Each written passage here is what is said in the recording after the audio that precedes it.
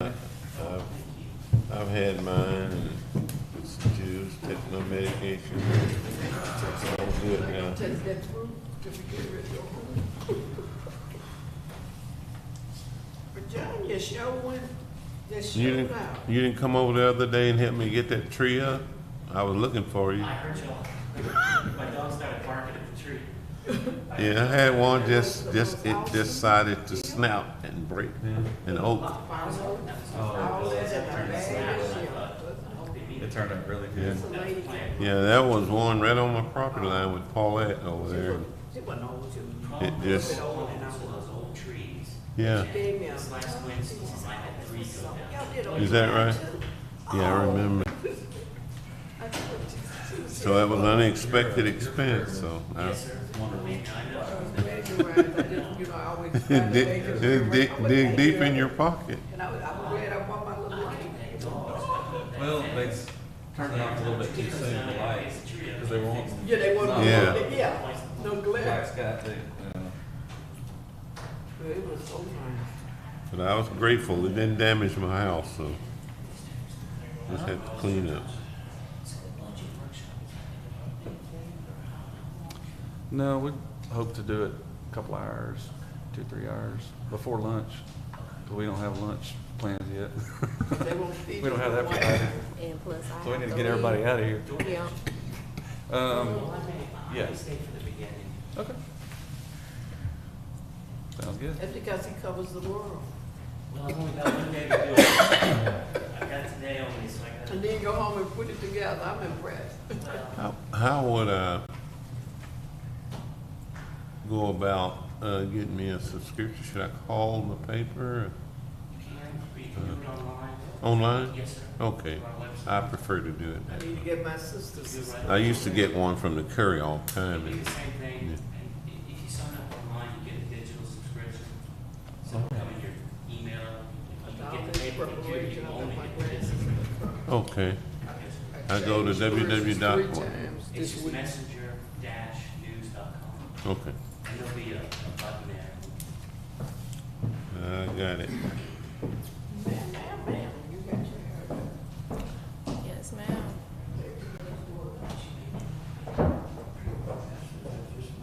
All right, time for now. Time for food. Messengernews.com? Yeah, that's it. Well, I'm glad I didn't flake on y'all. We would not have a. I know. Cause I started to so I can go and get on the road, but I was like, nah, I'll come. Yeah, he called me. He called me like 20 minutes ago, 30 minutes ago. Did you talk to Cause Mr. I'm so Jones? used to leaving like at 7 I, o'clock in the morning. I reached out to him, I didn't get a response.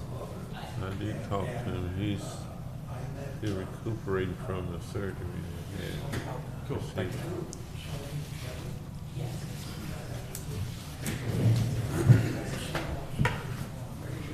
Well, I got one.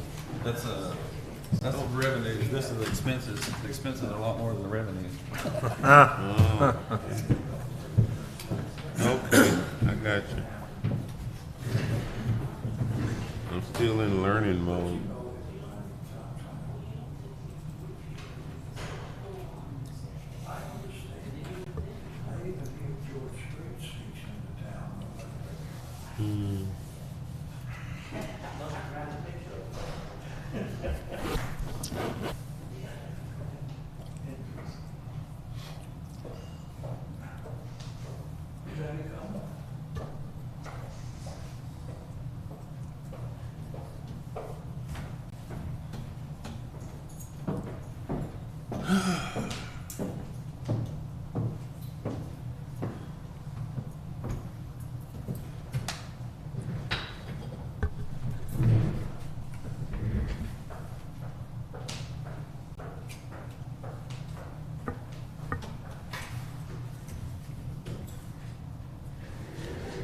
Checking on, you know, make 47.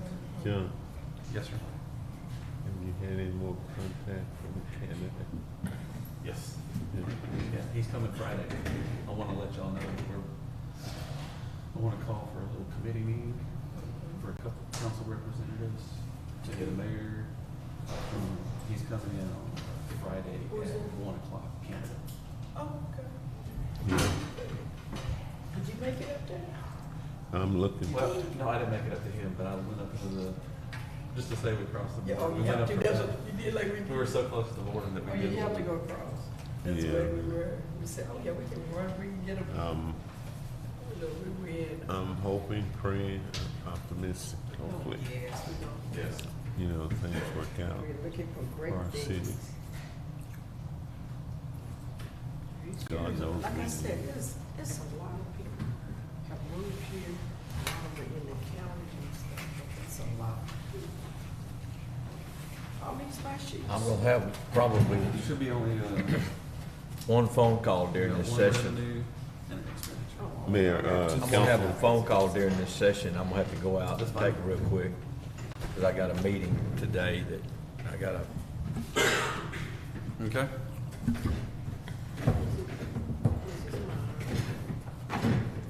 Clay gave us our own little special book.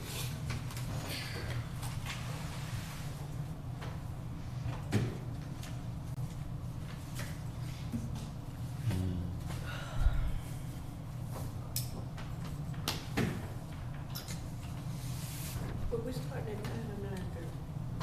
None. You have your pen? He's going, He's not here. I'm gonna put those back down there for him. Lots of, 2022. that's the person have lots of writing. Okay. Ready? All right, we're beginning our meeting at this time. We'll open with a pledge, an invocation and a pledge. Brother Ivy? Okay. Go ahead, Brother Jackson. We usually do. Father, we thank you this morning for another opportunity to assemble in a free nation, Lord, where we can govern ourselves. And we pray that you would guide our thoughts, our minds, Yes. our heart. Give us consensus. Help us to always be in tune with the best interests of the people that we serve. Help us today, we pray. In Jesus' name, amen. Amen. Help us, Lord. The pledge? I pledge allegiance to the flag of the United States of America and to the republic for which it stands, one nation, under God, indivisible, with liberty and justice for all. Once again, good morning, everybody. We're so glad that you've joined us here today. We're gonna have, they gave us our food first, so you know, it might look a little dangerous while we're up here, but we're gonna get through it all. And thank you so much for coming. At this time, do we have any public comments?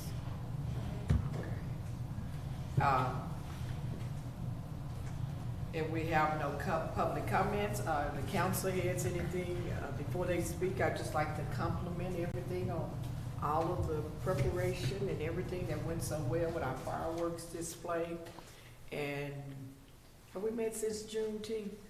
I don't know if we've met since then, No, we but we had an awesome parade, we had a lot of support, and everything, I mean, we've just done every community event that I've attended over the last month or two, over the year. It's been really good, and it's been, well, it's been a reflection of our community. I guess that's the best way to say it. People have shown up and have been so supportive about everything. And everybody looked like they had a good time too. And so it's our goal, even with all the things that are going around in Crockett and all the activities, we want to make sure that number one is safety is our issue, and that's why we did bring up and talk a little bit last time about how we were going to ensure safety to a higher degree. Because if you look over the weekend, there were a lot of little things that went on, and we don't want it to Crockett to be that. We don't want that to be the face of Crockett. We just want it to be a good, warm place to come, have a good time, fellowship, and everybody loving on everybody and taking care of business. So thank you so much. And for those that aren't here, pass the word on that we're excited about all the great things that are going in Crockett, going on. And we're glad to have John back. he quietly left. He didn't tell nobody, but he had a nice time away. And with that, we are up to the approval of the minutes, our regular session, June 5th, 2023, special session, June 16th, 2023. I make a motion to approve the minutes. Second. It's been moved and second, all in favor? Motion carries. Down to the reports. Item number 2, Police Department Manpower and Criminal Incident Report for May 2023. Good morning, Mayor. Good morning, Chief Smith. City Administrator. So, Police Department Manpower Criminal Activity Report for May of 2023. A total of 15 officers, worked 2,628 hours of service, responded to 514 calls, investigated 6 traffic accidents, made 34 arrests, issued 272 traffic citations, completed 76 reports, responded to 30 alarm calls, 26 of those were false alarms, 4 of those were no fault alarms. I would like to mention that on that manpower, as of last week, police department is fully staffed for the first time. We counted up last week, we're actually fully staffed for the first time, I think, in 6.5 years, so. Great, That's a good thing. Great job. It is good. Y'all were a big help in that, so I really appreciate that. I'd also like to mention on the fireworks show, it was amazing. John and whoever was involved in it, they've done a really good job. I was talking to my staff afterwards, we all met afterwards, and they told me, Chief, I don't know if you know this, but there was traffic from 287 down past 5th Street on the loop.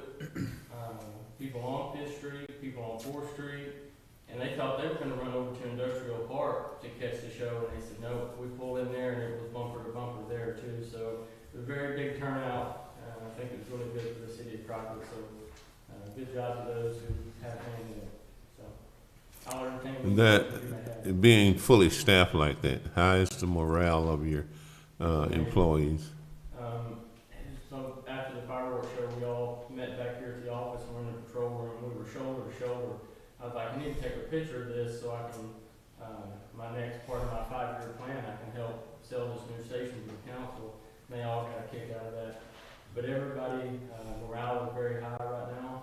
Yeah. Because they're not working as much, having to work as much. Good. And, That's good. It's just a real good feel right now at the police department. That's good. Glad to hear that. Help the overtime budget too. Praise the Lord. Thank you so much. Thank Appreciate it. you. At this time, we have item number 3, Fire Department Monthly Activity and Status Report, May 2023. Good morning, Jason. For the month of May, we had a total of 34 calls, 27 of those being inside the city limits, and 7 in our county response area. There's a further breakdown in front of y'all. If y'all have any questions, I'll be more than happy to answer them for you. We didn't get out. We didn't. I want to know how is the department functioning at the moment and the morale of the people that help you to get the job done. Yes, sir. I know we're running short as volunteers. I've got a total, if you look at my numbers, I got a total of 17 staff, but none of those, or if you break it down to paid and volunteers, 6 is paid, 9 are volunteers, and 1 part-time. And none of those 9 volunteers, you can probably depend on 4 of them showing up during the day. So Yeah. we're kind of running slow during our day because most people can't leave their jobs like they used to be able to back in the day. So at night we're pretty good. I have a dozen 9 people they respond pretty regular. So we're kind of covered at night, but our day coverage is kind of just the paid staff that's there, and that's all we get during the day. There's a couple officers, or one PD officer that's on the fire department. He's always there during the day, and I got one guy that's kind of semi-retired, and he's a good showing up during the day, but the rest of them are at their jobs, and they can't leave their jobs. So. One final question, then I'll let you go, Chief. What is the greatest concern or problem that your department is facing? It's I see is having enough people to show up to a call. Okay. initially, you got the first truck that rolls out, you're gonna have a driver and the paid guy. I'm playing with my schedule now, so I'm trying to have at least 2 to 3 people there. You've opened up volunteer shifts and work, so our biggest concern when we show up, we don't have enough manpower. We rely on outlying departments, and they're in the same predicament we're in on volunteer. Is most people during the day, they're at their jobs, and there's not a lot of responders during the day.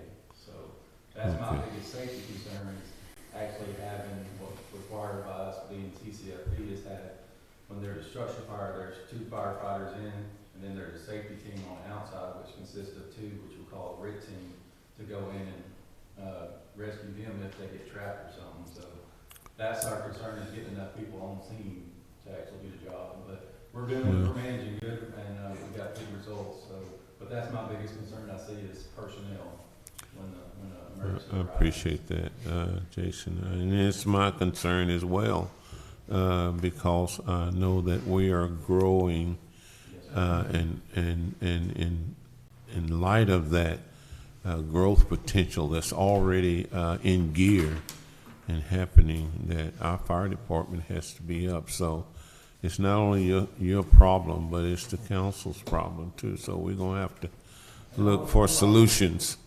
to fix that. The staff I have now, we're rolling out within a minute and a half. We're getting going, and actually the citizens are like, "Man, y'all got here quick." Yeah, well, that's good. So they're expecting 5, 6, 7 minutes, but here lately in the last 6 months, within the last budget year, more than one time they're like, "Man, you got here fast." So, Yeah. Oh, great. That's Well, good. that's good.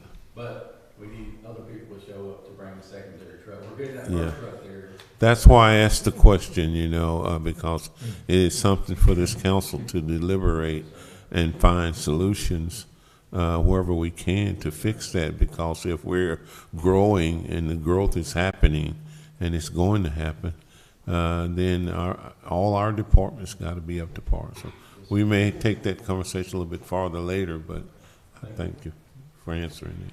Thank you, sir. Thank you. All right, that brings us up to item 4, the business of fiscal year 2024 budget workshop. Do I have Thank to you, open Mayor, it up? Council. This is our budget workshop for our upcoming budget for our fiscal year. As it begins in October 1 of this year. This will be as fluid as y'all need it to be. This is our opportunity to discuss, to get council's input for y'all's direction, y'all's things that y'all want to See, implement that you don't see implemented, things that you think that we're over budgeted in certain areas, talk about revenue. So this is our opportunity. I do have talking points to go through this to keep us moving forward, but I wanted to just touch some highlights of our revenue and our expenses in our budget, our existing debt service, as well as any vehicles or methods of getting funding for things that we'll be talking about during capital requests and so forth. So anytime that we need to stop or go over something, or I can further explain something, we will. If not, we'll just keep on pushing through it. Okay. A quick breakdown of our current budget in order to give council just an oversight, or anyone here. Our current interest and sinking fund, and our expenses in that's our debt service. That's what pays any debts on the book, our INS fund. That budget is currently set for $451,477. So out of a budget of a little over 11 million, it's actually closer to 12 million this year with some extra grants and things that had come in this past year that was not in the budget. We'll have to make amendments for. So out of close to a $12 million budget, we have roughly $450,000 in debt payment. We have a general obligation, and I'll just actually pull it up real quick.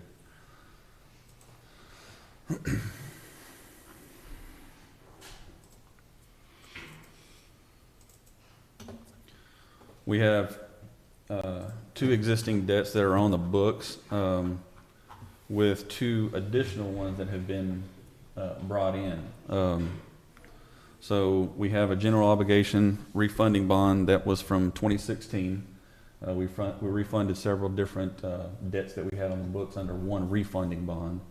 Got a lower interest rate. The last payment on that bond will be paid in this upcoming budget, 2024, and that goes off the books. We have our tax note series 2021. That was money that we brought in for funding our swimming pool. I'm sorry. The one that's gonna go off the book, 2016.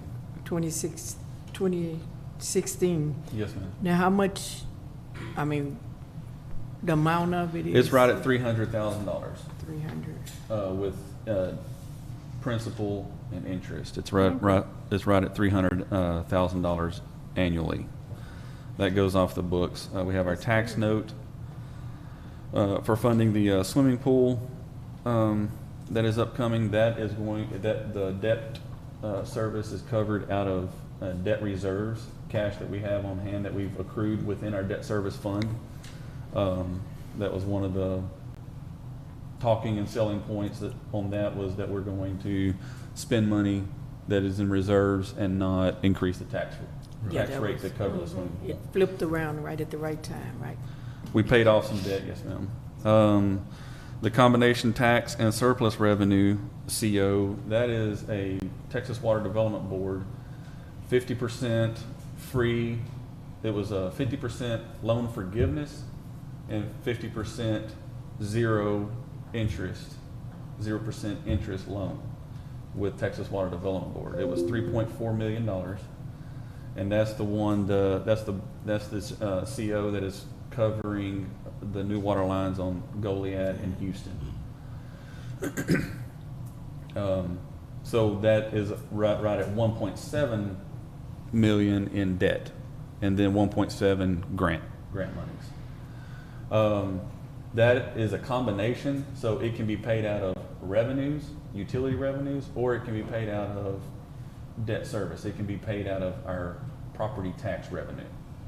So that's one thing that we need to talk about today is get direction up from council on how you want to set up the repayment on that, whether y'all want it to, and it can change if in a couple years council decides, you know what, we need to move that debt repayment and move it to utilities, you know, and take it off of tax or vice versa, we can do so. It can be paid out of either source of revenue. And then we have our TxDOT State Infrastructure Bank Loan. That's the SIB project. We'll be talking about that in a little bit more. That's a $6 million low interest loan that we received from TxDOT. And that'll be paid, that's paid out of our debt service, our INS fund. That was right at a 2.5 cent increase in our debt service side to cover that. And so that's just a quick overview on that. This is our total debt for 2023. This does cover the tax note for the swimming pool. We know that that's down to right at $400,000 if we're not taking it out of new revenue, we're taking it out of cash reserves. And this coming year is $703,000, so that drops to $550,000 if you don't include the tax note. That's all debt combined. This is the debt, the general obligation bond that the last payment will be August 2024. And like I say, with debt and interest, it's right at $300,000. I can blow that up a little bit more if you need to see it. Oh yeah, I'm gonna die too. The tax note, the payoff on that will be in 2026 for the swimming pool. And that's roughly 150, 160,000 a year coming out of cash reserves. That's a quick payoff. Yes, ma'am. It was just a 5-year payoff. Okay, so this is the one combination tax and surplus revenue. So this can be paid out of utility revenue or property tax revenue. This is a $90,000. There's no interest, so no interest loan, principal only, 0% interest. We need to discuss how to load that, where that's going to be paid from. And like I said, No interest, no. yes, ma'am. That's a 20-year note to pay for that. And the principal is $1,745,000.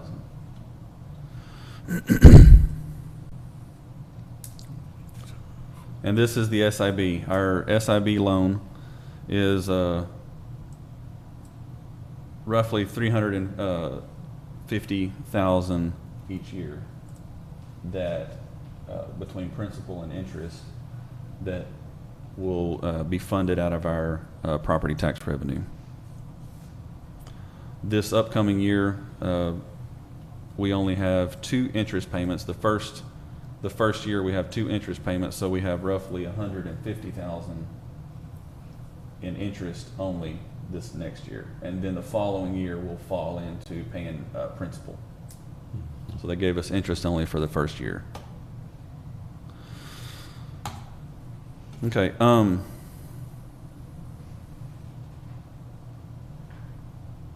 did I have it? To the point of doing the interest the first year like that, rationale. It's so The rationale that it is- don't stress you so. Well, the rationale is the work is yet to be completed. Oh, okay. We've currently finalized all the surveying, finalized the environmentals. Everything has been complete and sent back for approvals to the state, Oh, okay. and so construction will begin this year. Real work. It's to help us get the work started and to Then- prepare for the payment, Okay. to where it doesn't hit all at once in the first year. So this first year we only assume $150,000 in debt payment, paying interest, and then the following year we'll bring in another $200,000 in principal. So it'd be about $350,000 total. So that covers our INS. That's why I say right now we're existing payments at about $450, and that'll move up to $550, not counting our tax note for the swimming pool. Our general fund maintenance and operations budget is $5.6 million. Our utility fund maintenance operation is a little over $3 million, $3.1 million. Special revenues this past year, we brought in over $2 million in grants. That's money. really big. That's a big percentage of our budget is grants. And You know, so- you begin to see why you have to have a special grant person now. That's real money. That's and When it's you're getting playing with more- those $50,000 and $60,000 and $100,000, you can play with them, but when you get into that with grant money, it's so much accountability. accountability, deadlines to meet, reports.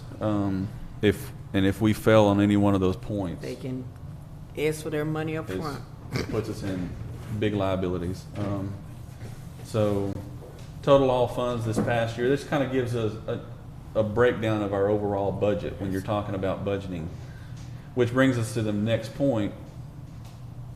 There's very little things that council has control over when it comes to deciding how to bring in new money. Well, if we need if we have to afford this, what can we do? You know, Raise a lot of that. our budget is brought in is sales tax. A lot of our budget is franchise payments. Those are things that we can't increase. New business, new property valuations, those affect that, but council doesn't have a lot of oversight or control over that to the biggest extent, other than some small fees adjustments and fee schedules and things like that. That's not a big portion of our budget. Our portion is you can break down in about thirds. 1/3 property tax, 1/3 sales tax, and 1/3 utilities, utility revenues. So if you're looking at our tax rate, our full tax rate, net covers both our debt and our operations. We have right at 1.9 million that comes in from property taxes out of an $11 million budget, close to $12 million budget. So 2 million is only funded by property taxes. Our tax rate is 68 cents per $100 value of a home. We're sitting right at 60, I believe it's 62 was the latest I saw. 62,000 is our average home value. And so those are just things that if council's talking about, well, where do we get this money from? We can do quick calculations and say that these are the two things we can address to bring in additional revenues. Right now, overall, our budget in revenues and expenses is overall funded.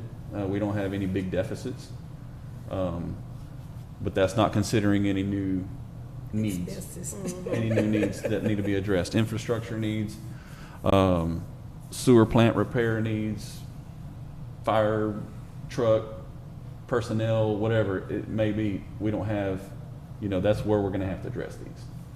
This is our opportunity to talk about that. And I do have calculations, we, like I say, our utility rates, we have our source of revenue from that is about 3.3 million. We did not, last year was the first year we increased sewer, or we did not touch sewer, we only increased water. Our water rates were increased last year for the first time since 2017. And so, may I ask a question? With this new procedure that we set in place about properties, landlords and tenants leaving bills, and we coming up short on the collection of that, has that improved, or we? Greatly improved. It has? Yes, sir. Yes, sir. So we're not losing money a lot in that area? No, sir, we're not. We were looking at the last, when that was done, we were right at a $250,000, right at $250,000. Yeah, I recall. In funding deficit from unpaid bills that, and it was just hard to collect them because They move up. if a tenant moves on, there's not a lot of trail. There's not a lot of trail to find them and hold them accountable for that bill when they don't own the property. That's the only thing we have a string on, so to speak, to hold them accountable. It wasn't a real popular move during the time, but the city couldn't continue to travel that same road of lost revenue like that. What is the policy there if there's the landlord, if someone leaves owing, is the landlord then held responsible? So essentially the tenant, whether it be a commercial landlord or a residential landlord, as part of their business, a part of their business plan is to assure themselves some flexibility. Like when you bring in a tenant and you put down you request a rental deposit, a security deposit, you put down a utility deposit is what most landlords are doing. Then it's between them and the tenant. If they trust the tenant to pay the bill, then the tenant pays the bill. They move on. When they move out, the bill's paid. If not, that last bill, it's on the landlord to take it out of that security deposit, that utility deposit, to cover that last bill. We know that there's a big chance of people not paying that last month of rent or that last month utility. So if I'm understanding that right, how did we get in arrears then if the landlord's held responsible? Yeah, we shouldn't. Yeah, that's what we were getting into. that was before. Before council made that move, Pastor, And you know, the tenants were responsible for paying that land, and they weren't. So we ran up a big deficit there, and we lost money. And so council went back, looked at it, and figured out a way that we can stop that bleeding of revenue from the city. And so we came up with that idea, and council passed it. Utility One of bills the also things- run a oh. month behind. I said one of the things that really stood out is that people didn't have the tendency to fix the water line. They just let that water bill, if they knew they were leaving, they just let it, they didn't even call it in, and the landlords weren't as attuned to getting it fixed. Because Okay. they knew, well, if they don't pay it, it's their problem. And now, seem Now like- that it's falling on the landlord, now they say, and oh, they you make know sure if what? it's a leak in there. Well, Yeah. Now they They know. calling. Now they Now know they that there's a know. leak. Yeah, a wise Okay. landlord, if I were one, That answers my question. that deposit would include a certain amount for that last bill. And if they pay that last bill, well, then they can get a refund of their deposit. They have to tore up my house. And also they can get a part of that money back, you know, that they have put up for deposit for the water. But yeah. It's this, basically, we adopted the same policy that you have in the county as well. If you're under consolidated water, Yeah, they only allow landlords to yeah. have the water bill in their name. So a tenant cannot put it in their name. And so anyway, it allows also, usually if you're not paying utility, you're probably not paying your rent. A lot of those go hand in hand. And so it really keeps people from squatting and sitting in a house and dragging it out longer Accountability. than they should. And so we've actually gotten an equal or greater amount of positive feedback after that happened, Yeah, man, because it was- landlords are now more in control of their properties and not having a runaway bill. Okay. So that just kind of gives an idea of overall of our budget, things that council will have to look at. And so, that being said, some of our overall budget revenues to speak of, a lot of them have increased or decreased by a few thousand here and there, small percentages. Property, so in talking about property tax revenue, we do not have certified values yet. And so we can't run a complete calculation on what is new values versus what is reappraised values. So if say for instance, a home that was on the books for $150,000, somebody came in and purchased it for $150,000 and then invested $200,000 into it and made a really nice home out of it. Well, we know that property values will go, that's new property values. Or somebody built a new commercial business and built a new porta parking lot and built a new, that's new construction, that's new property values. When you're talking about reappraised property values, which is the hot topic, you know, everybody's talking about the appraisal district and Yeah. my property values are being reappraised and being pushed up. We can't, there's enough of a breakdown, a separation between property value appraisals and tax collection to remove any kind of special interest or crossovers. We can't take advantage of reappraised or increases. If they just looked at your house and probably glanced at it and didn't really pay attention, they drive by one day and like, wow, that house looked like it's worth a lot more than it's on the books for. Let's jack it up, you know, 50% or 100%. We don't get 100% of that new revenue. The state it was at 8%. That's been dropped to 3.5% back in 2019. So just because your property values go up, We get your tax rate is, City. if your tax rate is here and your property values are here, if your property values increase just because it was reappraised and they think it's worth more, our tax rate has to equally drop to where we don't take advantage of more than 3.5% of that increase in value. 3.5%, they kind of put that in, they put that in there as, that's basically what your cost of living or increases in fuel and, you know, your normal depreciation, which 3.5% nowadays doesn't even cover that, in short. So, not taking into any account of new property valuations. Overall, our property valuations went from 320 million to 300 and close to 50 million. So they jumped by about $30 million. More than likely, most of that's attributed to, other than 3 or 4 million probably in new values. There's been a few new homes that we're aware of. There's been a couple new businesses that have been constructed, but other than that, we know a lot of that is attributed to rising home values, sales prices. So it kind of pushes everything up. So we know that we can't really take advantage of that. So we're planning on worst case scenario. Worst case scenario, property tax revenue increase is about $66,000 in revenue for the city.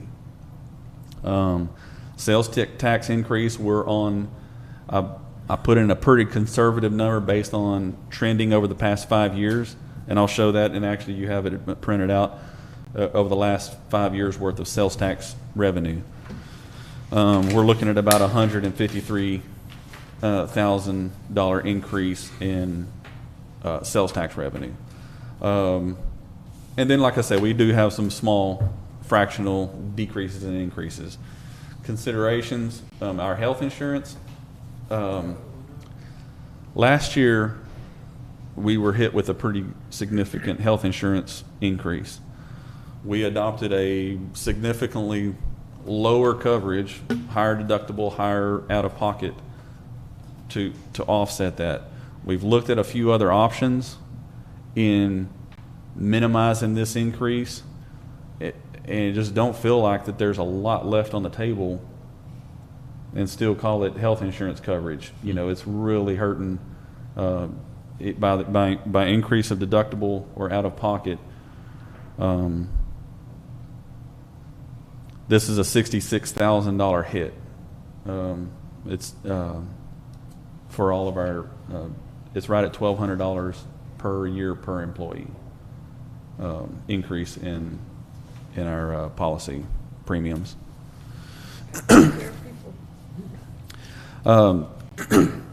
Last year, council significantly addressed our salaries across the board for all of our city employees. We're seeing untold benefits from keeping all of our positions full. We have no openings. We've had people on the books. We have one part-time position for the last 6 months that just, he's wanting to go full-time. He's wanting to go full-time. He's a great, great guy. We have no openings. We have not had openings in 6 months. We haven't had to hire people. We were going through monthly interviews trying to hire people. Yeah. We have good, great employees that are getting paid and not leaving us now. That's a good thing. Stability is always good. Yes, sir. And so, that being said, council did some significant measures last year to address salaries. Within that step policy, there's a step pay policy in place, and council can address that any year that we have budgeting for it. In this current budget, it's not set up in there, but this is basically the price tag if we were to implement it this year. If we were going to, if you've been here another year with, and it has to be positive performance evaluations. Not if you're mediocre. We have 0 to 20 in our rating policy. So by percentage wise, from a score of 10 to 20, would only qualify you for any kind of pay performance or pay increases. You don't take advantage just because you bided your time and you're here another year. You don't necessarily get another raise. But with good pay performance or performance evaluations, you can take advantage of it. That dollar figure is around $57,000 if we were to take full advantage and everyone had high performance evaluations. That's just a dollar figure there to consider.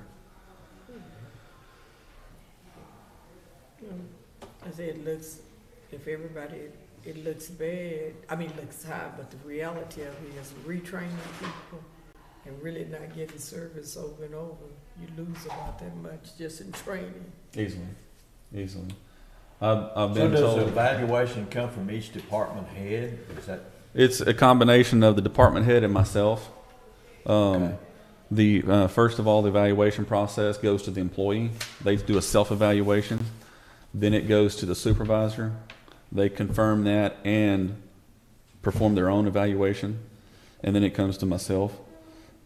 And the same thing with each administrator. They do evaluations on each one of their employees.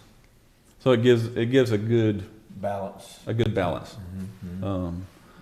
We found it to be Hard pretty to see. effective and Checks and accurate, truthful, and usually you find the employees to Well, there's always less argument if there's more than one involved in the evaluation. sure. Yeah. So that being said, we do have some capital requests to go over. We have the discussion of the $90,000 Water Development Board payment that we need to go over. We have a street budget to go over. I wanted to talk about that with our street repairs and get some council input and kind of give y'all a quick update on where we're at on the street construction. And then a couple others that we expect to continue ramping up. We do have some continued needs to address our animal shelter operations as that gets up and running. We are using our animal shelter for our own needs, but it's not, the full operations is not up and running. We don't have staff to be out there and run it. We just go by daily. We have, an officer that goes by and feeds them and cleans the kennels and stuff like that, but it's just for enforcement use and needs, not for a public, a person needing to come in that they found a dog or have something they need to surrender. Okay. You did a very good job with it. It made sense. So, in talking about our tax rate analysis, this was just a quick updated. This shows But we have this is one we did for our SIB loan, our state infrastructure bank loan, when we funded the $6 million for the 11 streets. Once again, our existing debt goes off the books in 2024. That'll be our last payment. In order to cover that, along with the interest off of our SIB, we're looking at about 10 cents. Our current debt service tax rate is 8.9 cents. So that'll go up just a little bit. Once this goes off the books in 2024, in order just to cover the SIB, that'll drop to 7 cents to cover our debt service. I don't know if that's big enough for you guys. Yeah. So it'll drop to about 7 cents. We're going to have to, like I say, if we need to cover our debt service for our water line repair, the 1.7 million, in order to bring in $35,000 in additional revenue for our tax off of at a property taxes, that's about a 1 cent increase. 1 cent increase in tax rate renders about $35,000 of revenue. In order for us to bring in $90,000 to address our principal payment of $90,000, you're looking at about 2.5 cents. in order to cover that and out of property taxes. Council just needs to make a decision whether this is something infrastructurally wise, even though it's specifically in front, or it's going down the corridor of East Houston or East Goliad. That's a major infrastructure component, from our pump station on College Hill to our water tower on the on the East Loop by Walmart. Those are major loops of water. So right now they're 4-inch cast iron water lines that are corroded down with maybe a 1 to 1.5 inch, of volume that can actually get through these cast iron pipes. We're increasing them to 8-inch lines, C900. So it's a major infrastructure. That's not something that can only be charged to the few people along that corridor. It can easily be justified as coming out of property, as an infrastructure improvement, or out of utility rates. And it's addressed. There's arguments on both sides on how it's more evenly carried. The burden is evenly carried by our population. Property, the greater the valuation, saying commercial, the greater the commercial property values, they're going to pay a greater portion of if it's coming out of property taxes. Same way on utility rates. The ones that consume more of the water, they will pay more of the burden. So, like I say, looking at that, that would keep us about even keel on our debt service rate from 10 cents. It'll be a slight increase this year, but then it drops back to about what we currently are if we take it on the property tax side. Yeah, I mean, it's an end in sight on property side. The balance is so it wouldn't have to go up if we pulled it from somewhere else. If we did it out of the alternative, out of utility rates, then we would have to look at another utility rate increase. And it wouldn't be any relief in sight like it is on this one. Right. Okay. I think where it is, I mean,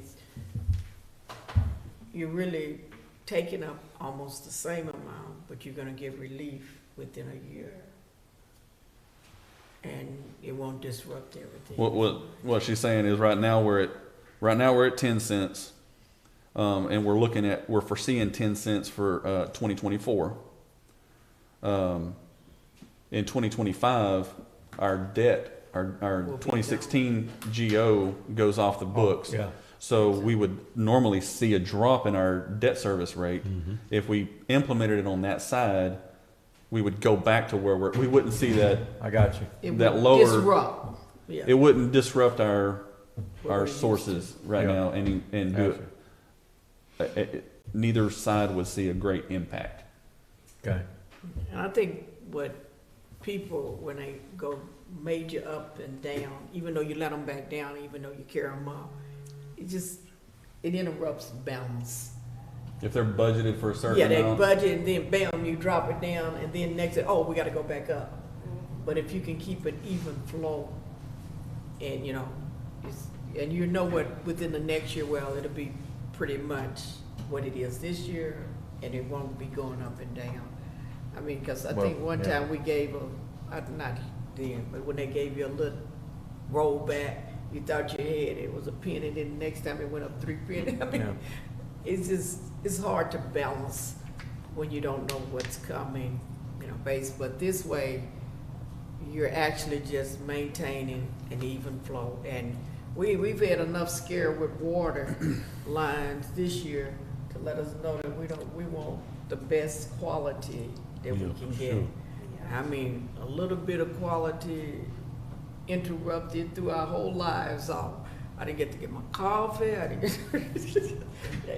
had to shut down things and open things. It really hurts our business. It really did, and it cost a lot of revenue. People were saying we're not making our money off just that little interruption.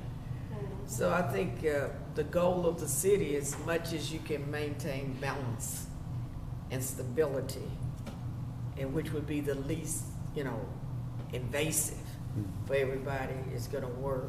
And it looked like it's already in a good place Well- that we can work from and work with. Every time you decrease something, you get a yes and an amen. But something happens where you gotta go back up, you get an oh no. You know, yeah. you know, so, And you get some ugly words behind well, it. I mean, you know, I know what you're saying. to me, and to me, and like my own budget, the budgets that I look over, it's better to stay at a level. That's a level. You know. Budgetable. Yeah, Where people yeah, can rather budget rather for it. than up and down, up and down, up and down. Yeah. You know. Yeah. 'Cause it's- Yeah. So that might be, I mean, just as, you just looking at it off the head, that might be where we need to go with that, before we forget what we were saying about Right. it. That's what I need just That council seemed to input be back the on. strongest, I mean, the ability seemed to be the greatest attainable by doing it as it is. The other thing is, before, because we do have some significant needs, utility, you know, especially our utility infrastructure, as far as where the revenue comes out of the utility side. Before we do any more utility rates, I would really request council's support in actually going out and doing a utility rate study and really looking at our sources of water, our delivery of water, what our rates are, and compare it to other communities, and just to really see where we're at, I think so. instead of siloing ourselves into our current situation. We need a lot, we don't have money for it, we're not addressing the infrastructure needs, we're not addressing depreciation, we're not addressing any of this, and we're just kind of just kicking that can down the road.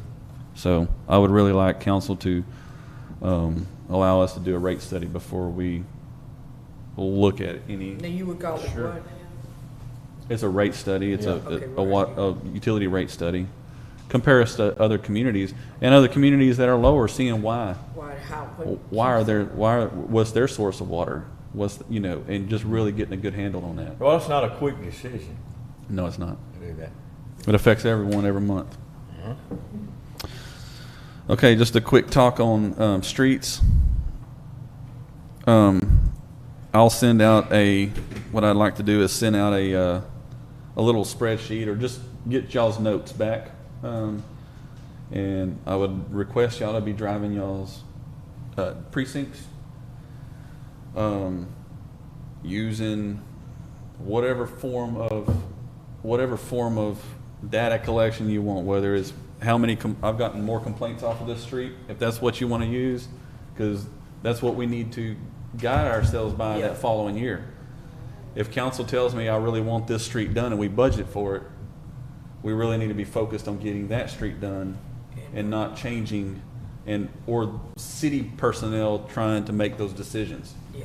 Because in any situation, you're making one person happy and another person upset. So maybe everybody need to share in the happiness and the blame. So whatever format you want to use for collecting that data and saying, listen, this is the street that I get most complaints on, or I've driven these streets, and this one needs to be addressed more.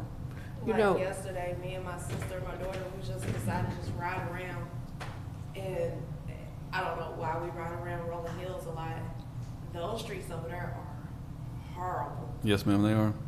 and I was like, and my sister was like, when they gonna do the streets over here? I was like, Well, this is our opportunity to look at that. I have my budget before us, Yeah. and I also have our costs. I was So, saying, do you have, I mean, the council, people that live in the area, I know they know their streets pretty well, but is it one person that maybe could ride with them, or they could do a ride along with maybe the council and one of the city people that? well, you have our street supervisor right along. Yeah, And and I just feel they might be, you see, we see, we all like our standard routes. The other thing that we do have as far as data is we have our work order system, where we know where the most work orders in which districts and which streets we have. And I think that would be a real balance if you have the most work order, maybe have your work person come and ride. Just pick a day to ride along. Every council person can ride along and then they'll pull out, these are the work areas in this precinct. Well, you know, the new national consensus is that potholes reduce drive-by shooting. I can believe it. You probably get, if you saw those sinkholes falling in, you knock the Only if axe you're holding your off. gun sideways. No, you knock the, you knock the axe off, you'll probably be there. You'll be on foot after a minute. I have to say, It's everywhere.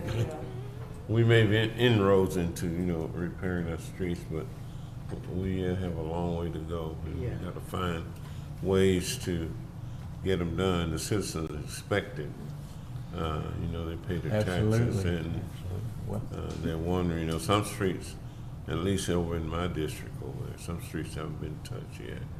And so I gotta get a handle on that. Yeah, and that's why I was saying, even though we see some of the visible streets, but it's so many that you really don't see because they're not part of your normal route. right, yeah. And that's why I said it might take an outside person, a payroll person that drives around them a lot more and they know where they are. And then you look at like everybody's not gonna complain directly they just complain, but they don't go to the right source. So you may or may not even know that particular road because they just kind of share with Yeah. the people that they like to share with. And it's usually not the people that can do intervention on their behalf. But I guess it make you feel better if you told somebody, but did you see how it messed up? I get a lot of them. I'm like, have you ever talked to your council person about that? That's why, that's a lot of times people come to me, I'm like, I well, said have you them talked to your you. council person about Yeah, that? and then they don't, don't, because people don't really know who their council people are. And I have to So tell them, look, this is your shame. council person, or better yet, pull this plane in, maybe a work order and do it. Yeah. And plenty of times I done text you and told you, look, it's such and such talking about this pothole somewhere, and can you feel it? I don't know. Like, But at least we'll have a systematic and a double set of eyeballs looking at it. You get a report, you get the city by the sheer number of concern, and then you'll get a visual from a council that you might feel even more strongly about because of what's on that particular street. And like churches and well-attended churches, it's just some streets are just better, more mobilized. It's a shortcut. yeah. And so I think yes, we do. But I fully recognize that we do have a lot of problems with it. But we've had streets fixed that I have never seen fixed in 30 years. Yeah, I go a lot of places and do a lot of things other towns all over, and people always talking to me, when they find out I'm from Crockett, they talk about Crockett. They love to come through here and most people, if they're going anywhere from the east to the west or from the west to the east, they come through Crockett. Highway 21 is one of the most highly traveled corridors between Interstate 10 and Interstate 20 going east and west. Yeah. And but they talk about Crockett. They love to come through Crockett, and Crockett is noticed, by people in other places. So I think we need to put our best foot forward. To always be presentable to, the traveler. I notice people are talking about now, like West Goliad and how it's like lit up at night and Yeah. And the other day I want to give kudos to Chief Smith. Like we were out on the loop the other night for the fireworks, and the presence of our officers, in their cars was, and I thought that was really neat. Not only they Really will neat. stop you. Well, they did. Well, They will give you a ticket. yeah, but they did, but that lets everybody I know. it's wonderful. That lets I see everybody them know. stopping now. Keep your britches pulled up. That's right. I recognize that they're on their job. I don't know if they're young because they jump out of the car all the time and don't mind, but they will have a conversation. Glad for them. Amen. It is. So in addressing, like we mentioned, in addressing these streets, another big component of when we're talking about streets is the infrastructure underneath. And so we can't just put a layer over top of a rotten water line that's underneath that we'll be digging up the next week. That being said, our SIB funded streets, it's $6 million price tag, over half of it goes to water lines. But that's addressing MLK, the full length of MLK. It addresses West Houston, from the railroad tracks to Durrett Drive. About 3 years ago, we went in and did a reconstruction and remix, and we chip sealed it. However, this will come in and do a hot lay over top of it. These are all hot laid asphalt streets. East Bell, Cedar, North Grace, South 10th, and South 7th. And we also have 3 alternates, Clark, San Jacinto, and North 10th. Those are streets that were selected because they were the only streets within our community that qualified for this project money. We could not use this money on any street that we chose. It had to be a text dot feeder road, one that connected it into a feeder road and potentially connected 2 of their corridors. The other streets that we'll be seeing, due to the water lines, is Goliad and East Houston. TxDOT has funding for now Goliad and East Houston because we are replacing those water lines. Well, that's good. Because that was what they did. They said they wasn't going to fix it until we quit tearing it up. South 4th Street, last year we put all new water lines in. So now this year they're planning on coming in and putting all new street on South 4th from the jail all the way to the loop. Okay, so this just kind of gives you an idea of one thing that we did move from this past year is, or currently is, due to the cost of oil and chip seal rock has increased so much this past year for what we had budgeted. You know, we were trying to shoot for 4 to 5 streets.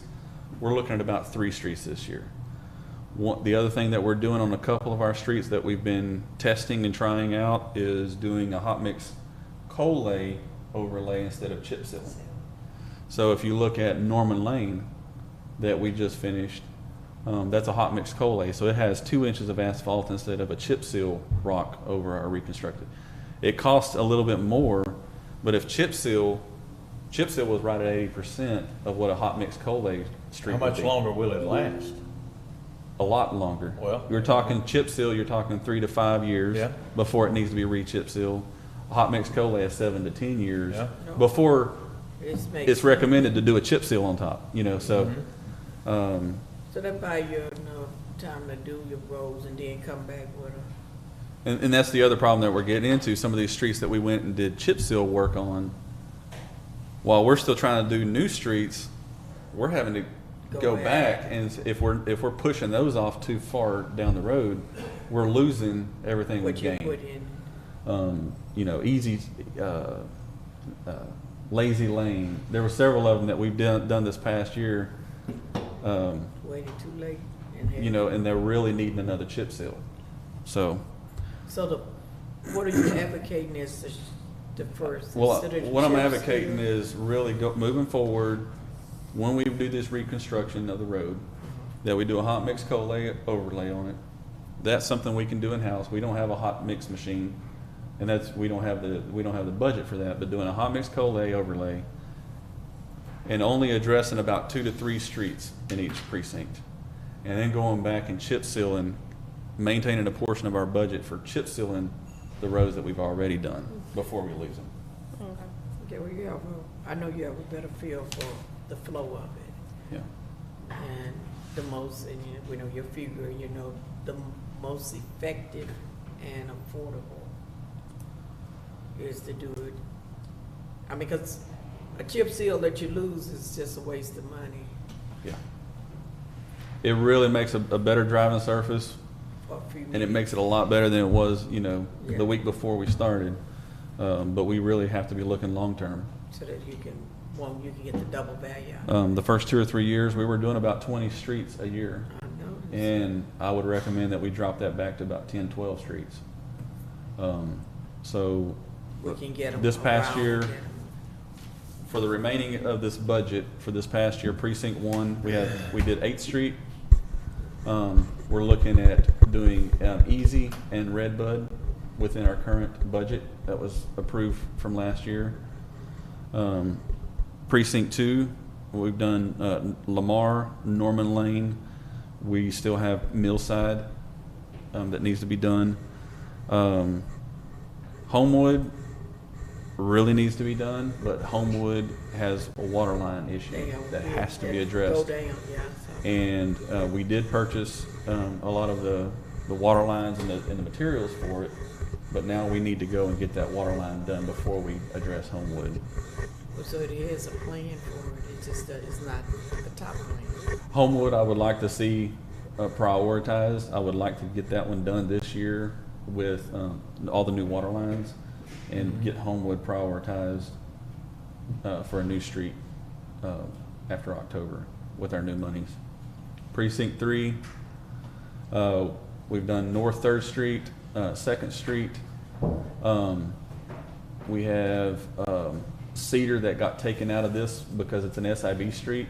That's being addressed by SIB funds. So we're wanting to go and do either Bell or Sycamore.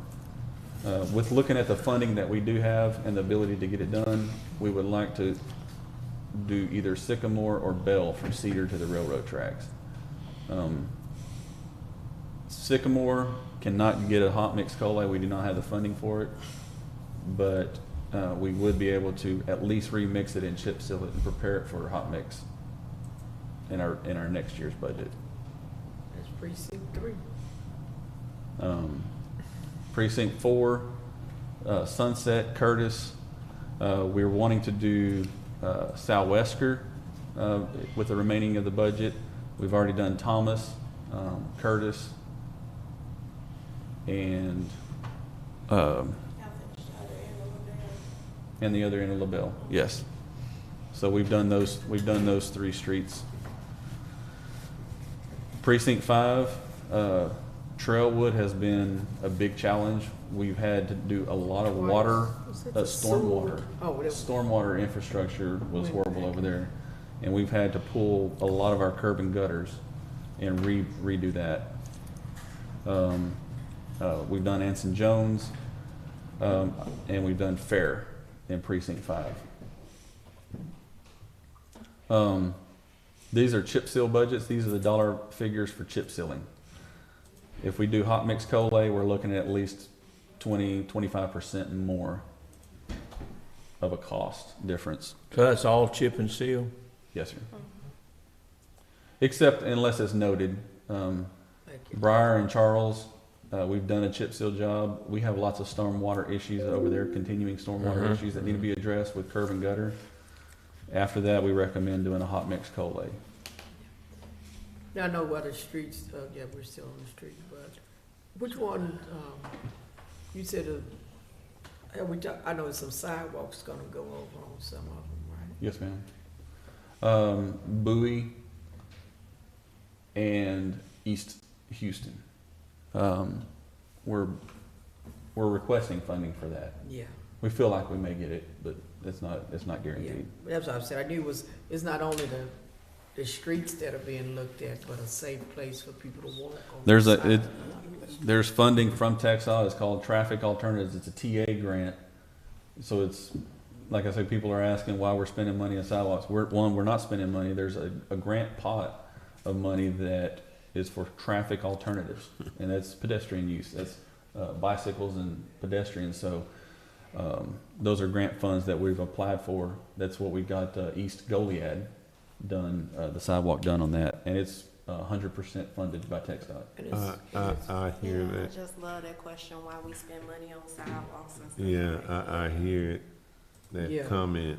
And that's why I said from my it's a different pocket. constituents. It's free money on one and others And budget. we have to make sure they're clear about that and And understand. that's what, yeah, It's state money that will go to one of our communities, and if we don't apply for it, somebody else is gonna get it. yeah, somebody needs And to so be- that's the short of it. So whether we apply, you know, if you don't want if we don't want to do sidewalks, then we just don't apply for that. But There's we one- can't use it for anything else. There's a lot of people that walk. They're walking now. Lots of people that's walking. They really are. That's increased greatly. I Yeah.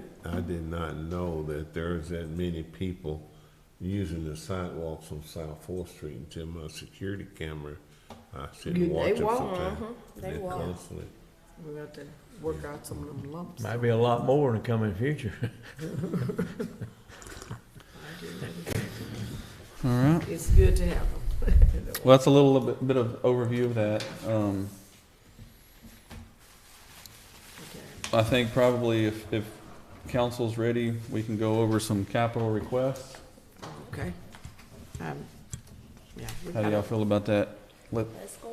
Let some of our other people Well, talk a we- little bit. We gotta do it at some point, so. Yeah. Okay. Let me go get a coffee. Don't be turning your head. He's making eye contact with you. That was a very good overview. I feel so much more Yeah, informed. Yeah, what's so bad about it?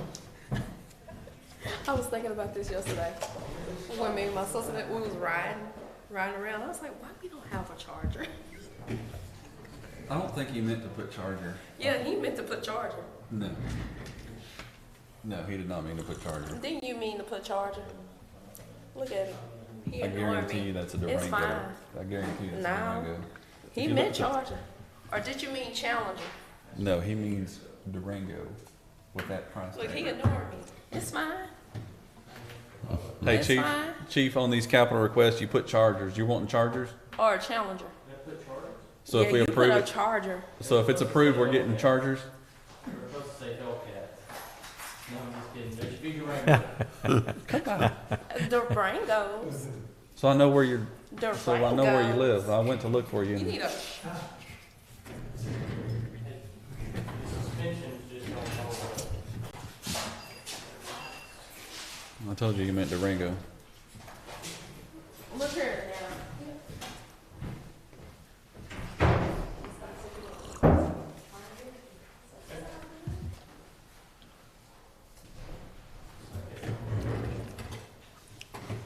I guess. I was messing with the fire chief. I said, how much are you asking for? That way, if you're more, I'll let you go first. That way, I know. Soften the blow. Put Jason out front first.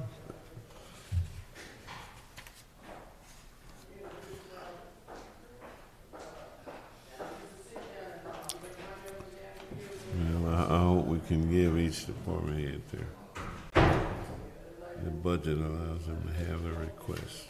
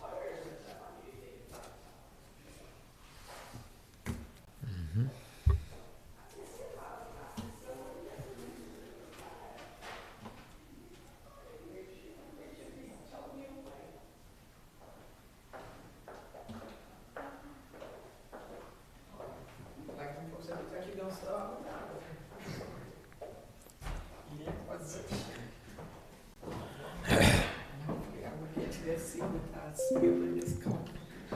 Got so spoiled by having a top over her coffee.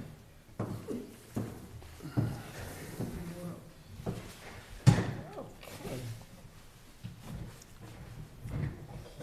Like if I say, is this requester number one?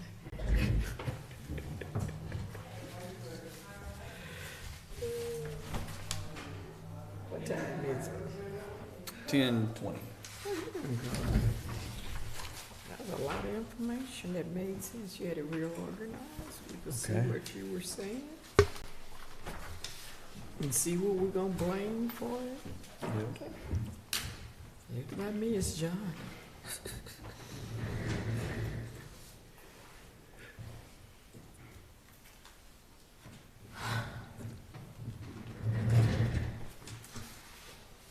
You ready for the Chiefs show? All right. All right, we gave us our own little, Well, since he's got it pulled up, I'll start with my 5-year plan. This is among other things that we work on daily, but these are some of the main things. About a month ago, I was approached by State Health and Human Services. They were asking some of our biggest issues within the City of Crockett. And I told them one of our biggest issues was mental health.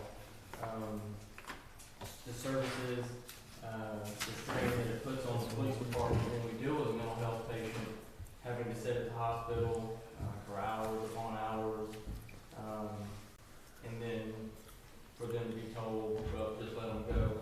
So, week before last, I was asked to speak on before a panel at Sam Houston State University. I was a little shocked when I got there because I was told that there would only be 75 to 80 people there, but there was about 200. So it was a Q&A type thing, but there was also a moderator. They asked questions about mental health. Temple Inland Foundation, the executive director was there. USDA executive director, the state mental health, and Texas State Health and Human Services. So we're trying to work on a program similar to what they have in the Beaumont area, and what that program does is it funds mental health officers, and the program, or the team, so to speak, I guess the best way to describe it is just tell you how it is. They would fund medical personnel, psychiatrists, and mental health officers. So in the event we received a call for a mental health patient, mental health service, whatever it was, this team would respond to that location. They would get the medical treatment they needed there. They would get the interview by the psychiatrist to determine whether they need further care, and then that mental health officer would take them straight to that facility. When they weren't doing that, these employees would do preventative care. They would go out, form a good relationship with those mental health patients to try to prevent those mental health crises in the future. So it's been in place in Beaumont for about 2 years. They said it's been really successful. So that's kind of what we're working with Temple Inland and all these agencies, trying to bring something like that here. Still in the very early stages. There's no guarantees at this point, but I think we're headed in the right direction. So that's one of our main goals for the next 5 years, is to try to solidify that and bring that here to Crockett. Our second issue we talked about before is a new station, whether it be new construction or an existing building that we're able to move into and utilize the police department. We've gotten pretty cramped over there with our evidence room, even our patrol room, office space. We're having to think a little outside the box to try to place stuff where we can have more room. And one thing we just can't get rid of is evidence. We're at the mercy of the courts and the court system on that. So we had worked with the fire department a little bit and the fire marshal on researching funding for a public safety center to address our needs and the fire department all at one time, because you can imagine it wouldn't really be a cheap undertaking. So, but I do think that that's something that whether we get funding or not in the future, we're going to have to look at something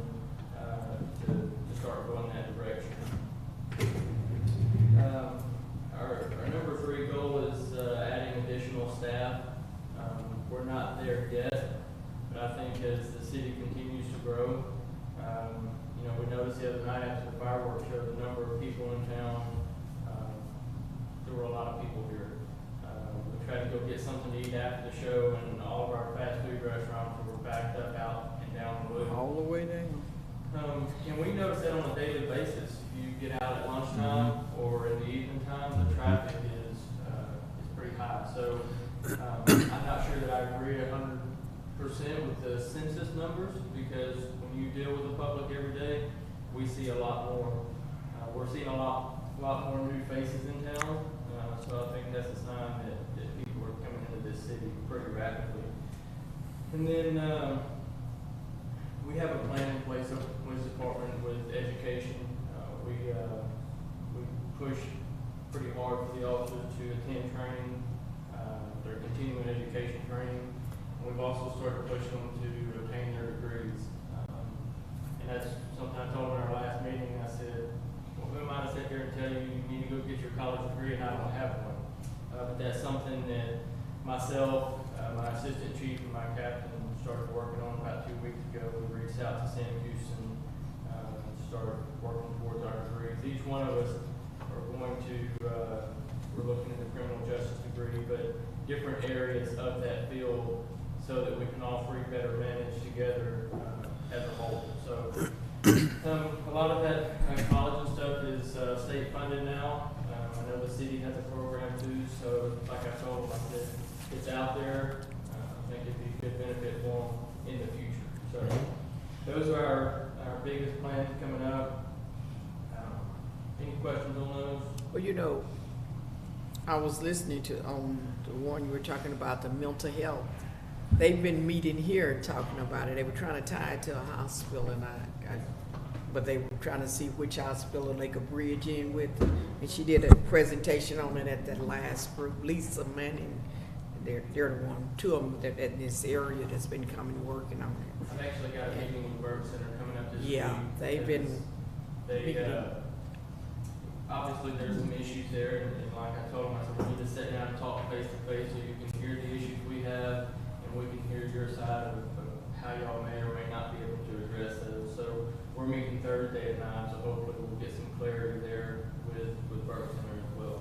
And then on your on that degree deal, just a word of encouragement. You're almost probably going to have to look at breaking it into associate and then from there, because it's so hard to keep starting and shooting for the 4, but it's so much in between that they could get, like you said, a compliment, you know, with a focus here, focus there, and a focus there, but they would all be the same. But if they could work towards a shorter degree, they can get it a lot. They can get completion, because if you string it out, and they keep moving and doing, you'll never get completion. But if you go and say, this is what it takes to be the associate with an emphasis on paperwork, I mean, you know, whatever you want to do, a direct deal. But if you break it into segments, I think that'll be a stronger part of your long-range commitment. I agree. Because you lose hours. You can go, they used to let you keep them forever. If you don't turn them to an associate in X amount, you just got some hours and you have nothing to show. I mean, you have something to show, you got skills, but you don't have the paper. And so it is better to look at, even when they come in, ask what their specialty is, but let's put it on the associate plan, because you never lose those hours. And then you can always go into the next level. But that would give them a mark to work closer toward. That's kind of what got us started talking about it. I think more than half of us over there have already started on associates, and then you get sidetracked and stop working on it. So that's kind of what got us talking about it. Is you've already started. A lot of us have already started. Yep. We need to finish and keep going with it. So Yep. I think with a little bit of encouragement and pushing, I think that a lot of them will work for it. I'll come over there and be your #1 cheerleader. Do not stop. Yeah. Finish. Then the building that you may be, you know, looking for or new construction, you'd need a pretty good sized parking lot, wouldn't you, Chief? I mean, you know, and actually completely around the building, wouldn't you? Pretty much. Something that's really needed ideally, even, I'm not speaking for the chief, but just things that we talked about is secure parking. You know, we're Yeah. pretty lucky here, but, we have the secure parking in the back, you know, Right. cars, police cars, even some of the fire trucks. And the officers can go in and out and park back there and leave the front open for, you know, the public to come in and have a little more room there. So, space is definitely, you know, one of the biggest issues. Even now, it was kind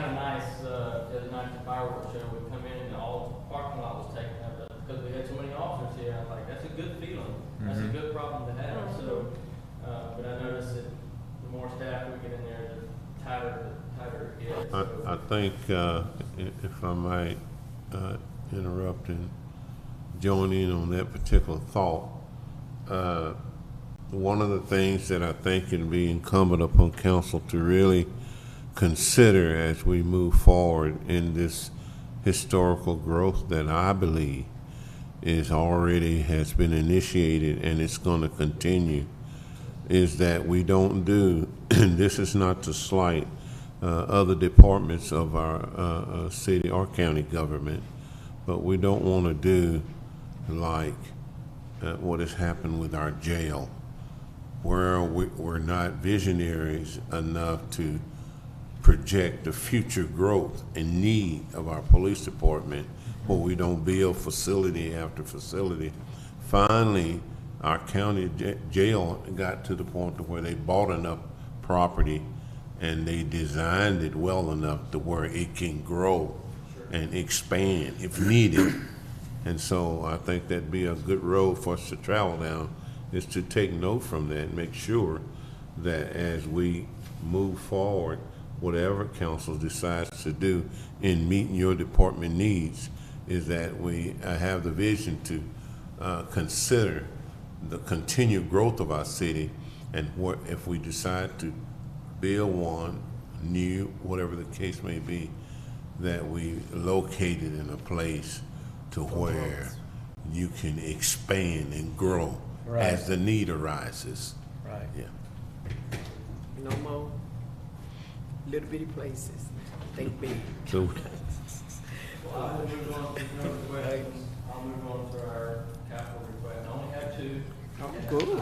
I think that mine would be a little cheaper than the fire chief's. But they not listening. So we purchased the 3 Durangos, was that ARPA fund, that kind of caught us up from the previous year where we hadn't done our annual replacement. These 2 that we're asking for here are for, to get, I guess, back started on our annual replacement of vehicles. Our current fleet is in, pretty bad shape, mileage wise. When you don't cycle them out, because they get driven a lot. And then when one goes down, that other one gets driven 2 times as much. So there's definitely light at the end of the tunnel, and I think I jumped ahead. I'll go I back. got on 2. I'll change it. Yeah, the 2 was supposed to be 1 of them. Anyway, so like I said, in the very near future, our 3 Durangos will be here. I think we're about 3 weeks out.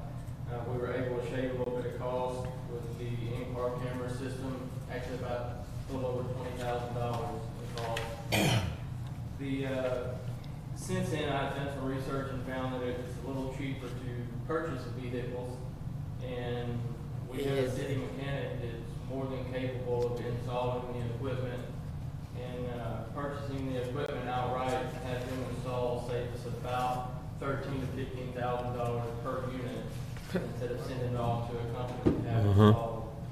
So I think when we're talking, just 2 vehicles at a time, I think that will allow him the time to do these vehicles among other duties that he has out there, just won't tie him down. So the total cost of just the 2 vehicles, we're looking at, I said Dodge Charger, but it's supposed to be Dodge Durango, to add to the patrol fleet. That would give us 4 brand new vehicles and let us cycle out the oldest ones we have.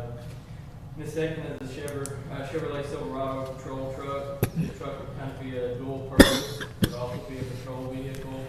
Captain Gates would utilize the vehicle since he's taken on the role of emergency management for the city. He's also fire investigator certified. That would allow him to carry the equipment if he needed it. He needed to assist the fire chief or the fire marshal on any fire type scene. So that's the reason for the truck. Plus, we don't have a truck. We do have a SWAT trailer with equipment. We can pull it with a Tahoe, but it's not ideal. So having a truck in the fleet would come in real handy. So just the cost of the Durango and the truck is $101,030. That's without the equipment on it. I don't have a hard number on the equipment yet. I know that they were supposed to have it to me already, but since we found this new loophole,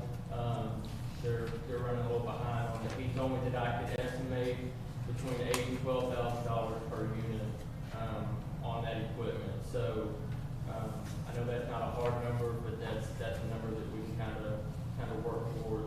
And he said hopefully the first part of this week he'll have that nailed down as far as specific costs. So I think roughly we're looking, I guess we'll say $130,000 to give us a little wiggle room. I would say that number would be less once it's all said and done. One of the biggest reasons we found a company that offers a really good in-car camera system, the ones that we originally had quoted, were going to cost us about $27,000 for 3 vehicles. The new company we got is going to cost us about $7,000 for 3 vehicles. So significantly reduced costs, and they're a reputable company. And I reached out to several agencies that are utilizing these cameras, and they're very pleased with them. So I was a little hesitant at first because they were so cheap, but they're definitely working for the purpose. So. Next capital request is a little more expensive. This a week. $466,908. This is a capital request that the fire chief and I kind of get together on. It's for handheld radios and in-car radios. And I'm speaking for me on this. I'm not sure about the fire chief situation, but we're at a point that our handhelds are just a tad around 25 years old or older. And we're to the point where we're fixing to have to start replacing a significant number of those radios. DETCOG over the last 2 years has been working on communication infrastructure throughout our DETCOG region and swapping to a 7800 radio system. Currently, the system we have would not operate on that. Currently, in the City of Crockett, we could swap to that service because we already have a tower, but the county's not there yet. They're going to have a few more towers before they can swap to that service. These radios that we're looking at are compatible with 7800 and our current digital system. So we were able to purchase these radios. They come in, they can be used now as what we're currently running on.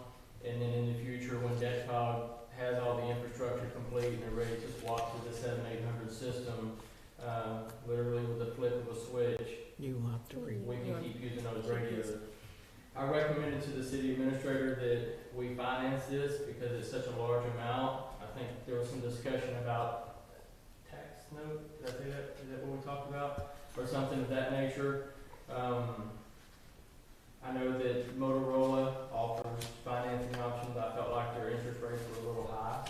They did offer us first year deferral, so if we did go with it and finance with them, we wouldn't pay anything in this budget year. It wouldn't come due until the next year.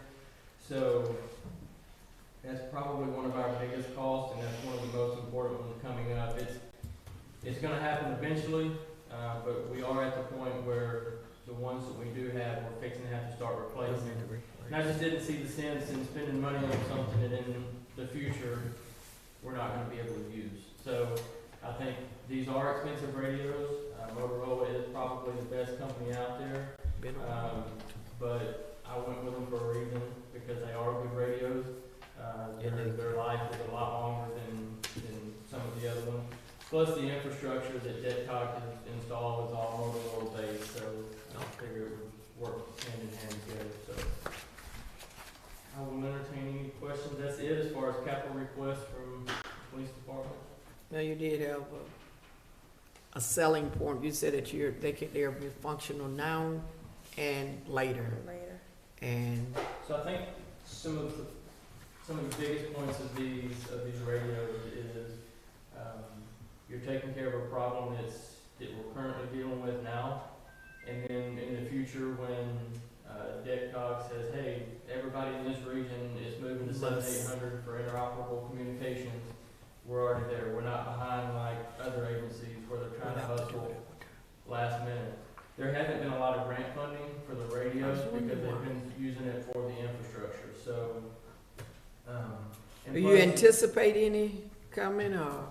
Y'all used to get grant funding, right? So we used to get grant funding for the actual radios, but when they started this infrastructure project on interoperable communication, that pretty much sucked in all the money for that, because it's pretty expensive, just the infrastructure of it, so. And I think one of the big selling points for me is number one, officer safety. That's their Safety is lifeline always- when they're out on the yeah. street, when they're in a building. And interoperable communications with other state agencies. We work a lot with agencies outside of our area, state and federal. And when they come in, there's a lot of times that we can't communicate with them because we don't have, Same Updated equipment. and I think that's something that, is really detrimental to officer safety. So, those are probably my biggest selling points. Like I said, I know it's expensive, but I think it's something that we can spread out over 7 years, because the life of a radio is a lot longer. 10 to than 12, I see. a vehicle or a piece of equipment that public works may use, because it's, you know, every now and then it's gonna get tossed around or rolled around in a scuffle or something, Yeah. but, these radios are designed to withstand a little bit. But like you said, the ones you're using are like, what, 20 years old? Yes. So, I mean, you know, so they last a long. And like a lot of the issues you see are like the antennas breaking and stuff like that can be replaced, but the radio itself. The is, ability. you know, they're pretty. Functionality of it is, well, it's old, it's outdated. And these particular radios, they come with a lot of features, and I actually had to call them back and tell them, hey, take some of that off. That's stuff that we don't have to have. It's stuff that, yes, would be nice, but we could work towards in the future. Smart zone operation, things that, you know, in the future we can work towards, but I don't think it's a necessity, you know, right at this period of moment. So. Well, thank you. It's, I mean, like you say, it's an issue of safety. Absolutely. And that number includes enough radios for the fire department. That's the police department and the fire department total for all of our vehicles. Oh, so it's, That's what I was gonna ask. okay, It's well, like- now you get another point. You go up a That's little not bit just higher. PD, so. Oh, it's not just you, it's you and your brother. Thank you. Chief Smith, I had one final question before you leave. On your patrol cars, Yes, sir. do you have a plan, or maybe you already instituted that plan of a replacement of the oldest ones? And that's what you're doing here with this? So what we're doing, the oldest units that we have, we've actually got, if we get these other two, we've got 4 that we're cycling out. One of Okay. those 4 is still in, I'll say usable shape, and what we're gonna do is turn that into an animal control vehicle. So our animal control officer will have a better vehicle, because his truck is pretty old as well. And I think just around for the city, I think that would suffice for him. So what we'll do is we'll strip some of that equipment, and then we'll put those vehicles up for auction, so we can recoup a little bit of money for them. Okay. And then I think as far as going forward, with the newer ones, we're able to spread their usage out, so one may not be used every single day. That way we can help keep miles down. And then as we go in the future, each year, that we get a vehicle, we'll replace that oldest one and move it out. You haven't, based on your staffing right now, you haven't ascertained as to when you see by what you have witnessed currently happening with our traffic and the calls you're getting as to when you may need another officer. Now, I say that need because, like I said, we're growing, and I've witnessed what you have seen in our traffic situation out there on the loop. You can tell it, you can sense it, you can see it, that the growth is happening. And I know eventually your department is going to be loaded down. So I just wanted to kind of get an idea, did you have a projection as to when you think you may have to? Yeah, really I think have. he had shared with us, he pulled it up just then, that's what you Okay, had I shared. may have missed that. No, I did not, yeah, you may not, he did it a while back though, that's old. When he So was, the Yeah. current staffing that we have, to answer your last question, now that we're fully staffed, that'll put 3 officers on each shift that can respond to calls. Plus our admin before, we all jump in to help. So I think with admin and staffing, our shifts will be adequately covered for what we're seeing right now. Now, in the future, it all depends on how much the city grows, but I could say within the next 2 to 5 years, we're gonna be looking at needing to add additional staff. And I don't think, an outrageous number of 10 or 15, anything like that, but I think we start out with 2, and then with an ultimate goal of adding, probably 5 into the future. And I think, that's really determines on how the city grows is regarding businesses. There's a lot of talk of residential development. So the more housing we have, obviously the more people you're gonna have. So, it really is gonna depend on how fast that takes off. Yeah, I understand. Thank you. Yeah, Johnny just pulled up what you had shared with us a while back. Those are the top 3.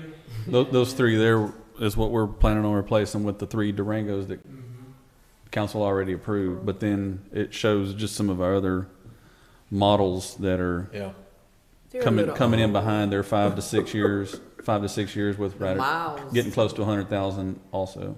Yeah. And the crazy thing about that, we were going every year getting new vehicles, and we just missed 2 years.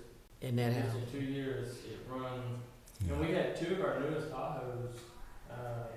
They had an engine issue with one. Cutshaw had to completely replace the engine. Oh, my And the second one, they had to replace the entire transmission. Luckily, they were under warranty. But Chevrolet was having issues with those, so they honored it. That's the biggest thing with waiting until it gets out of warranty too. Yeah, We're not we're hit with bigger price tags for major failures. So, They tried to do it that way on the transmissions, but we made a few phone calls and got that. The transmission still had the warranty. That was great. So the 3 Durangos we already approved is gonna replace these 3, right? Yeah. And these are going to auction? Yes, ma'am. Okay. So the next 2 we're gonna have to replace is these 2018s look like, right? And I think 18 and 19. I think with the 3, and then if we get these 2, I think, say in the years coming forward, if we have to move back to 1, as long as we're kicking 1 out. Rotate. that's what I was just Yeah, about you to do one at say. a time, it won't that throw we- your office. Pretty much got to get on a Yeah. schedule where Right. we're replacing each budget cycle so we can keep up. That's it. Yeah. And It looks like you're gonna get you'll be on a good level. If So you what do- get your, what do we need if you to get do? your wants. What do we need to do? Get your needs. Yeah, we're gonna discuss what he gets his wants in a minute. His needs. We'll wait till he leave the room before we start talking about yeah, we need to talk with yeah, John. but we a bit and understand that see. cars. I came up by the parking lot and I said, "Where is everybody?" They said, "Most of them in the shops." Yeah. Where are your cars? Yeah, well, you They can't had chase 2 or bad 3 in people the with shop. raggedy vehicles, and Yeah, you do gotta the have to job fix that. efficiently. New vehicles also cut down on vehicle. But I like the fact With that you're. I'm sorry. I'm sorry. With the radios, did they really give you like a good look at how much it would be to finance? Like what would be the interest rate and It was 6 to 7%. It's just, if we do Yeah, financing through the company itself, it's more of a lease to purchase program. okay. We can't properly fund that amount So we'll legally by putting it on our books because we can't take it out of debt service, and we can't increase our tax rate enough. Okay. It's So we gotta find a and with that high of an interest rate, Yeah, no matter. we can do better by going and doing a tax note with a 2% instead of 6 to 7%. Way more, Okay. because you'll pay way more than this. Government financing is Yep. a lot more competitive than what they might What offer. they It's just would real easy. It's easy to just assign It is. 2 or 3 sheets and Yep. move forward. But I agree. And you're looking out for your friend there, that's good. Thank y'all. Thank you, All Jim. right. Enough things going. All right, he's ready for his alphabet soup.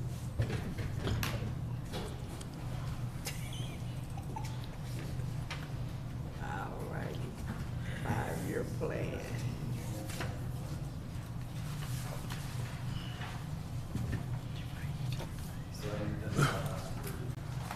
Oh, we got, oh, do we have your copy? Can you mind scrolling this? I'll just go over my file. Okay. Yeah, I think all the amendments are up and working back and forth, and I think that's what we're going on.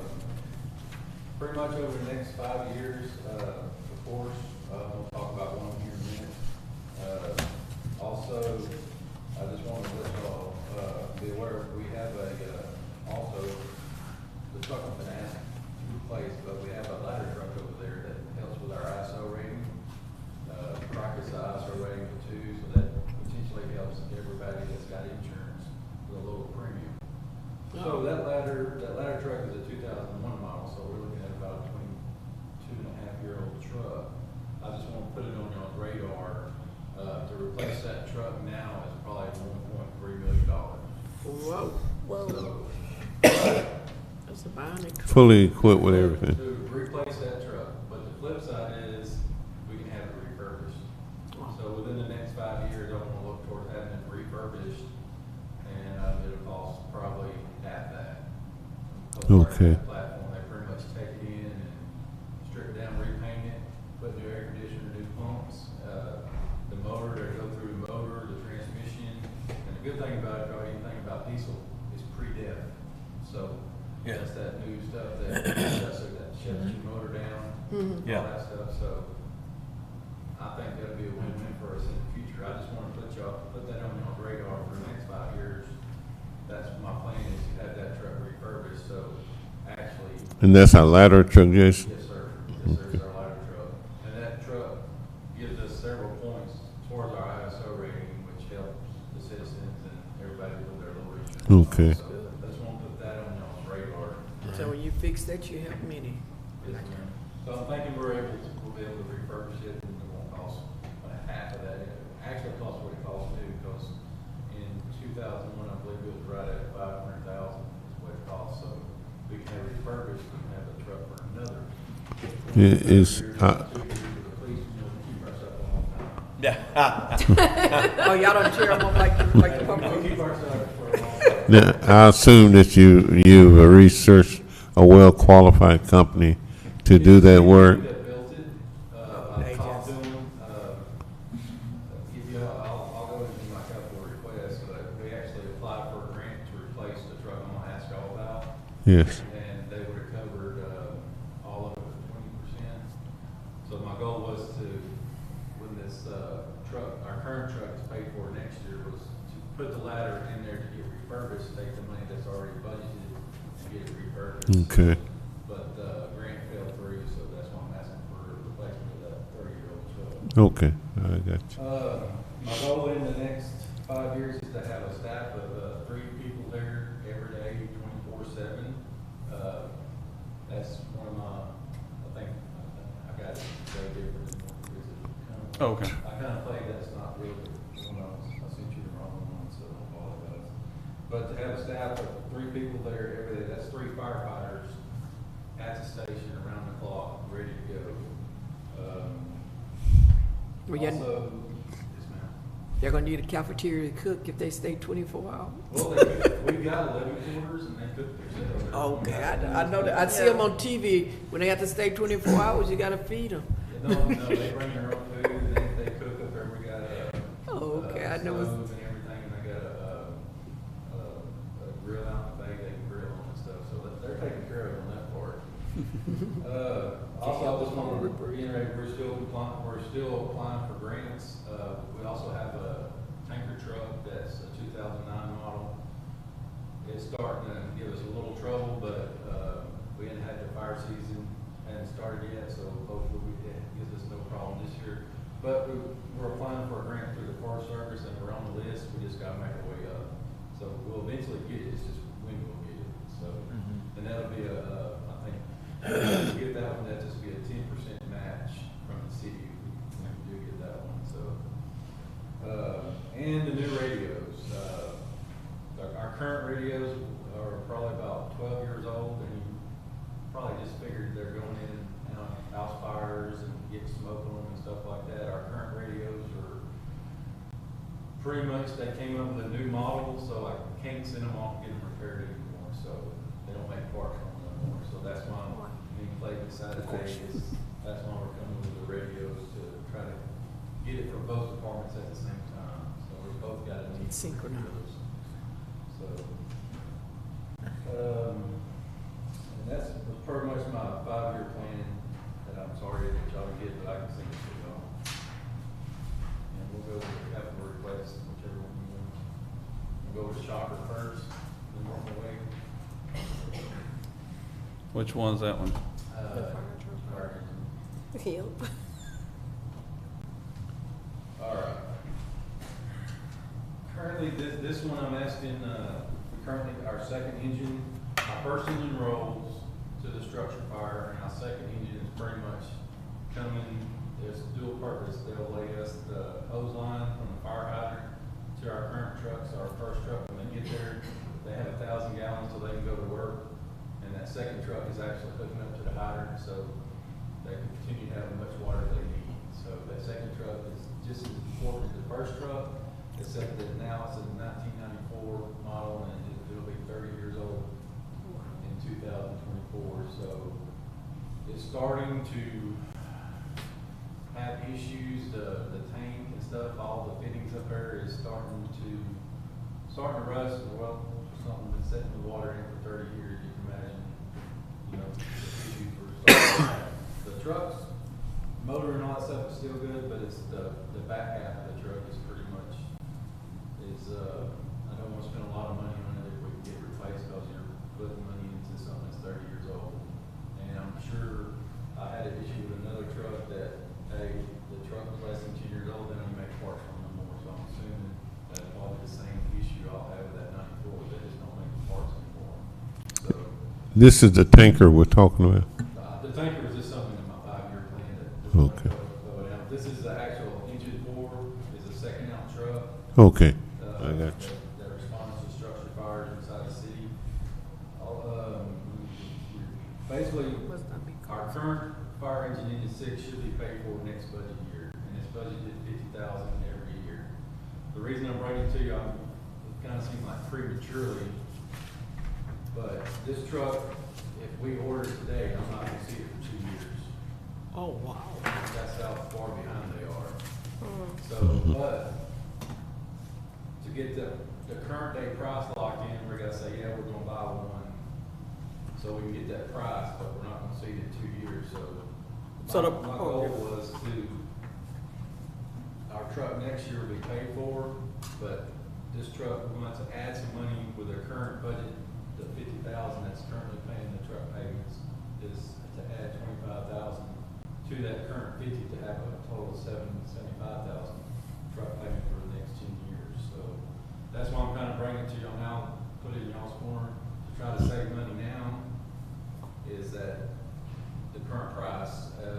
When we applied for this grant less than 6 months ago, it was $730,000, and then I talked to him the other day, said, hey, can you give me what's your price? He's like, well, there's a price in June, and then there's a price increase in October, and then they go up from there. So I think I'm just giving y'all this. I think we can work with that number. We might have to cut some stuff. We're not asking for a Cadillac. We're just asking for something that's going to do good for the city of Crockett. So, but when you put red paint on anything, the price goes up. Has a fire Yeah. up. So, Everybody can go with them hot do rod. you have any questions on that? So technically you're just locking in at a good Technically, price. I'm locking at the current price, because if we wait 2 years, It go up. I mean, wait 1 year till that truck's paid for me to come back next budget year, it's probably gonna be up another $40,000-$50,000.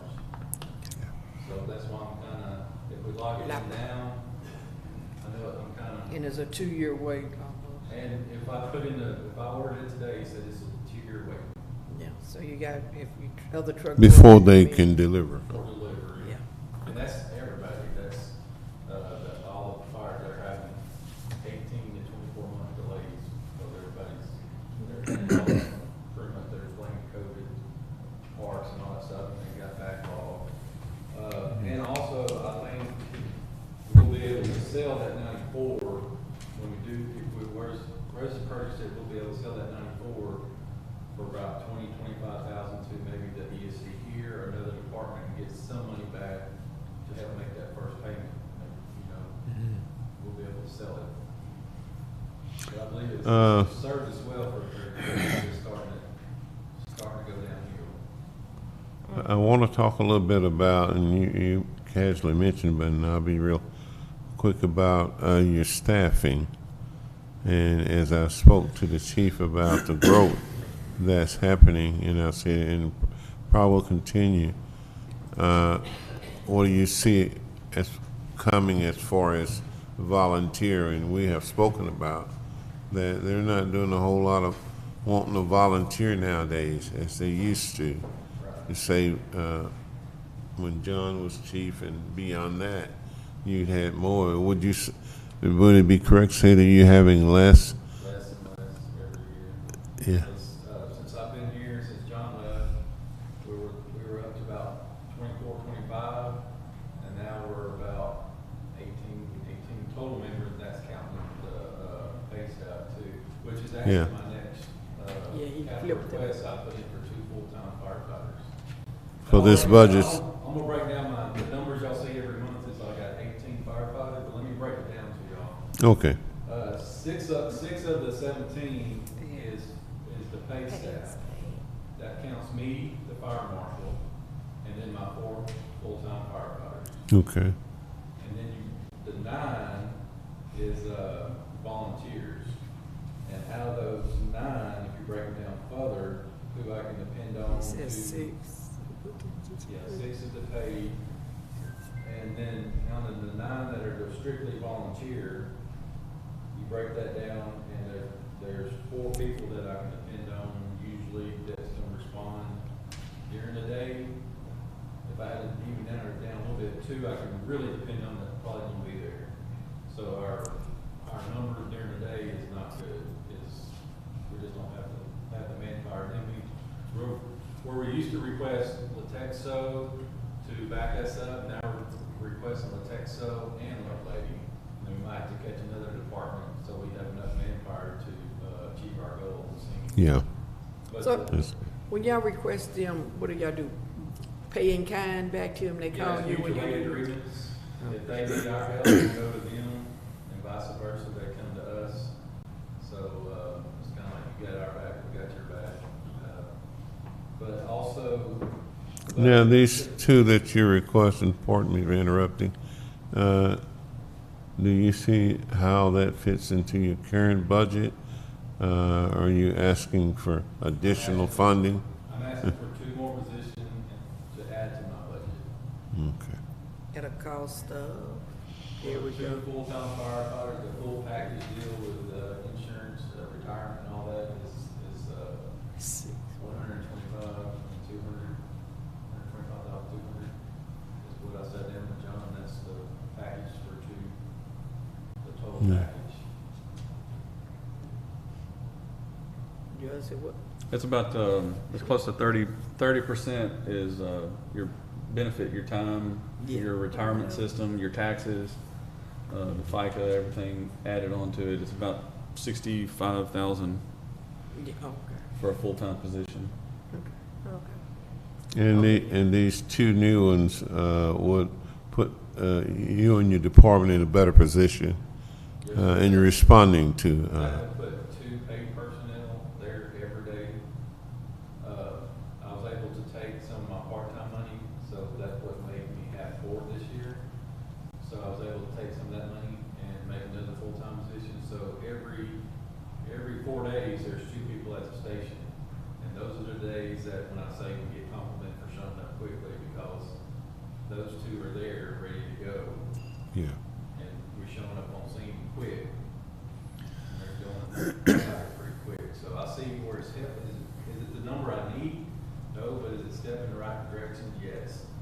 So my 5-year goal is to have 3 staff there every day.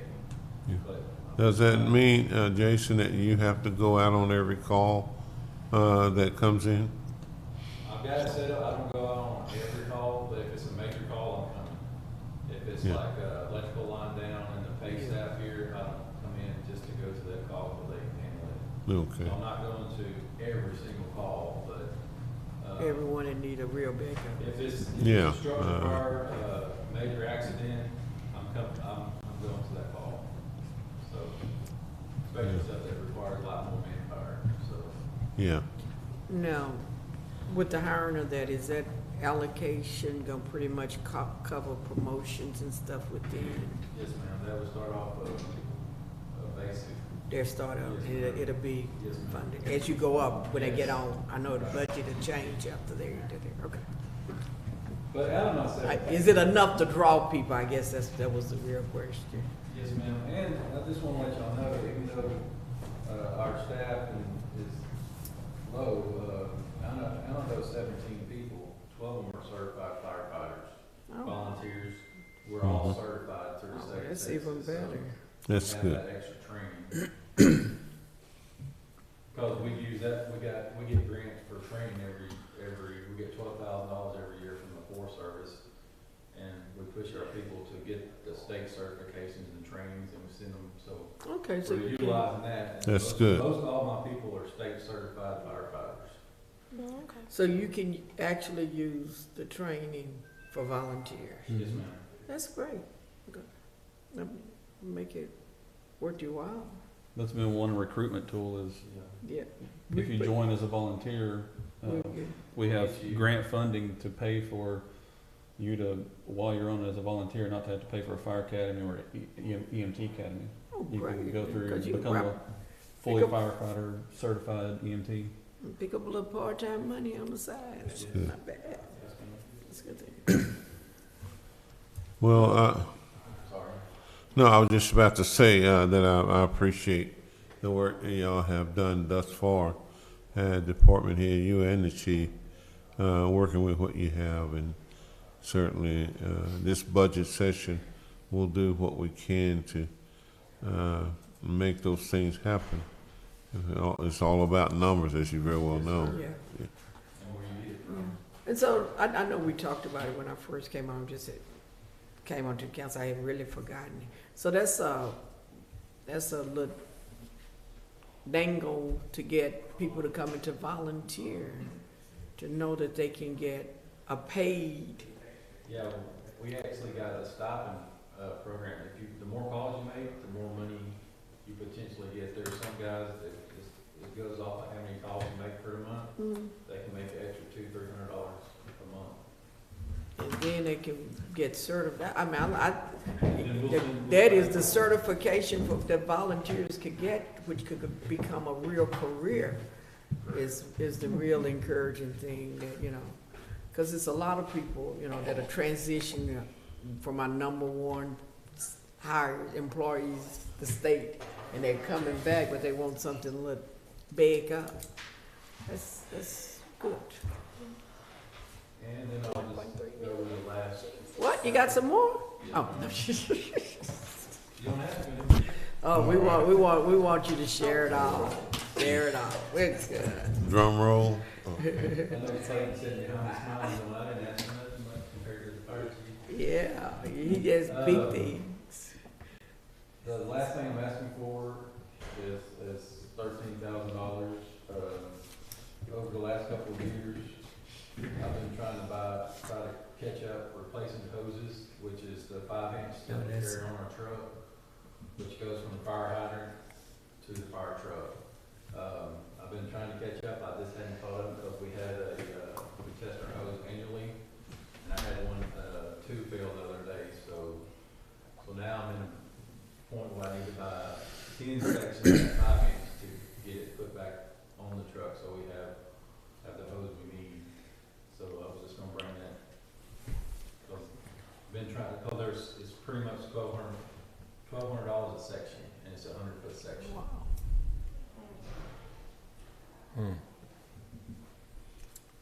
So you said it failed. I mean, what that mean? That means It burst. got hose and it burst because they run it up to a certain PSI and stayed Right. at PSI for so long. And there's several sections that broke. Okay. And actually on the fire scene, I was hooking one up and it actually blew out the end blew out, so.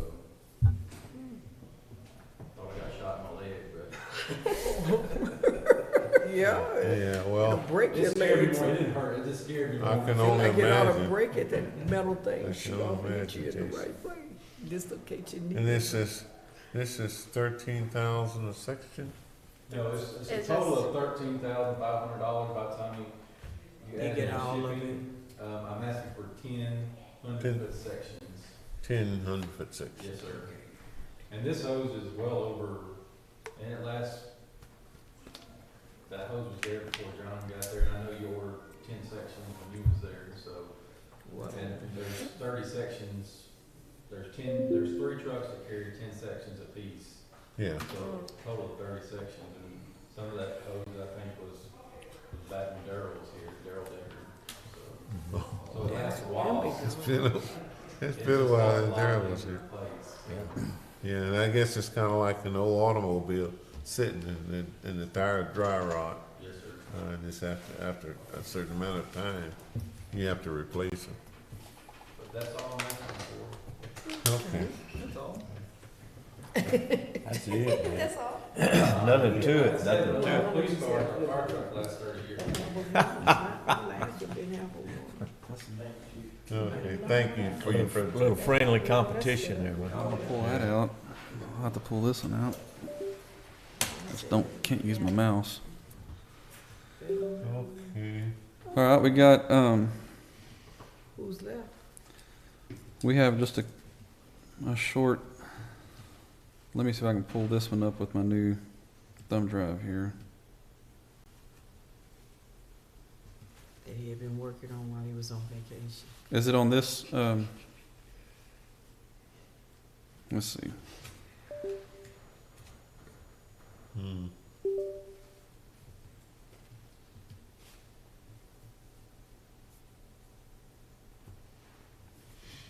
Is this one yours, Steve? Yes, budget? Yes. Okay, we have just a quick overview for the, on public works side. I did touch on a lot of our, public works as far as, streets related. And that's very budget dependent as council frees up funding in the budget. That's basically, we divide it amongst the cost it's gonna take to fix how many streets, and that's how we make that decision. When it comes to wastewater, our water system and our wastewater, those are a lot of items that have been in place for 20 to 40, 50 years plus, and high dollar items. So we wanted to go over just a few of those, at least let council be aware of the needs. Some of them, can we put it off another year? Maybe. But we're also incurring risks when we put high dollar ticket items off. So just wanted to kind of just give you a 5-year plan on upcoming things that are needed specifically at our wastewater plant.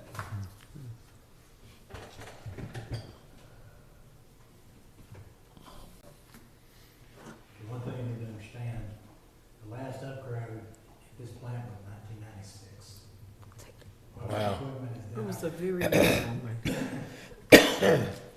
We've got the digester that they allowed us. Then practically rotted off in age. So we're going to have to, since TCQ is requiring me to fix that, we're going to have to totally strip it out and put a whole new aeration system in it, which is not going to be simple, because we've got a lot of sludge and things in there that need to be taken out before we can fix it. We currently have 2 clarifiers. When Steve came in, when he joined us about 5 years ago, we had this clarifier. The clarifier 2 was actually the only one working. Take me to school real quick. And so, Clarifier, if you would. explain a clarifier. Yeah. real quick. What we do is we basically grow bacteria, which consumes the pollutants. And that Okay. bacteria we have to settle out, and we recycle it back in the plant. Once it's settled out, the clear water comes off top, it's clarified, and we can Okay. discharge after that. I appreciate that. It's just a way to separate solids, and use our plant to be able to discharge our clean water. And so our clarifier 2 was the only one operational. Our clarifier 1 was down.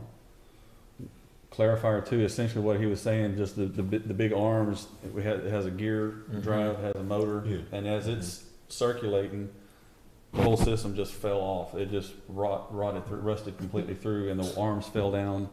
The arms are down at the bottom of the clarifier. Okay. It's been sitting for 5 years. We've been operating on one clarifier. We were able to get our clarifier 1 back up and running. We had reached out to somebody that was able to repair that gear drive.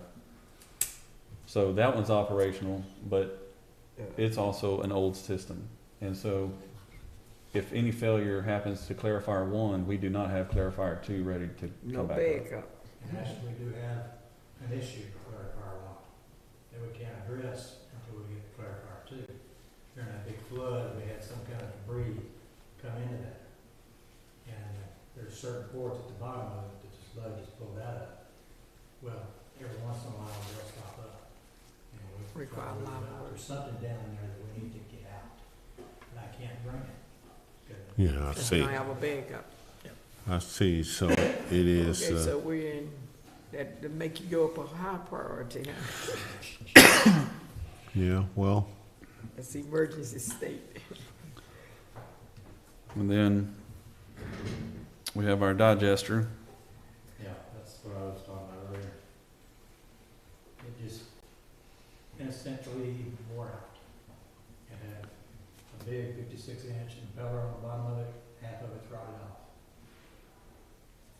And since it's part of the plant, TCQ expects for it to be fixed.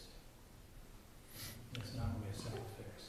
As part of this digester, the remaining solids that are pulled out of our plant are moved to this digester. And it's used in the process of, we pull the materials off the digester and put it in drying beds for it to become a dry material that we can haul off and take to the landfill. So this is kind of the key component between our aerator, our clarifier, and this digester is the missing link in wasting the dry material, wasting the solids. You have to waste a certain amount of solids, otherwise you're gonna get beyond the aeration capacity. You have a certain amount of air in there, bacteria work. Once it gets up to that point, we have to waste some of it off to keep it within a certain range. That's what the digester was for. We're wasting the digester, we'll continue to aerate it and let it digest itself. And at a certain point, we pull it off, all it off. It is a very important part of the system. So if I understand you correctly, in order for and this just for my clarification as well, in order for you to meet the requirements from TCQ and to provide a better quality of water and stuff that we're providing for a citizen, it's paramount that we get these items. We don't get something done with it, TCQ. If both of them go down. That's what I'm saying with the state. Yeah. What essentially happens, they put us under compliance, they put us in violation, and then they order us where we have to do it regardless. Whether you want to or not. And then we pay state fines on top of it if we're not, Okay. if we're under. Okay, that's what I We want need to. some compliance preventive order. compliance money. So That was 2004, 2025 budget. These- so to meet those needs You could do. that are paramount and keep us out of trouble with the state, what is the idea of what it's going to cost? And maybe that's already in your budget. I've seen the numbers for each. Yeah, so it, but To the clarify the digester. years. Yeah, that's an estimate, because we have to get contractors to come in, we estimate on what it's gonna cost So- to do it, not just the contractor to do that. But those are different budget years, is that what you're Yes. proposing? Yes. So that's This what I'm is saying. moving into, this So- is kind of a 5-year. Yeah, so, outlook. yeah, that's how I said that. So each of those years, it would be one of those items, Yes. unless all break loose and we have to First move year it to the was top. something that I actually need. Yeah. These are things that need to be done, And- because we're at a poor design to begin with. Again, But they're gonna have, our strength itself, man, um, it's practically useless. stop all the trash and debris from coming in. You just gonna have Stops the pumps, causing problems, clarifiers, it's just. Everything. It's gonna be a forever ongoing problem. I don't know who designed that, but. Yeah. They Very one well mess done. up, all of them, They work. You get 1 inch of rain. it's they like- mess up. Okay. And John and I talked about this several times, put in the future budget, putting in another well. Because right now, we have, one well's being reworked now.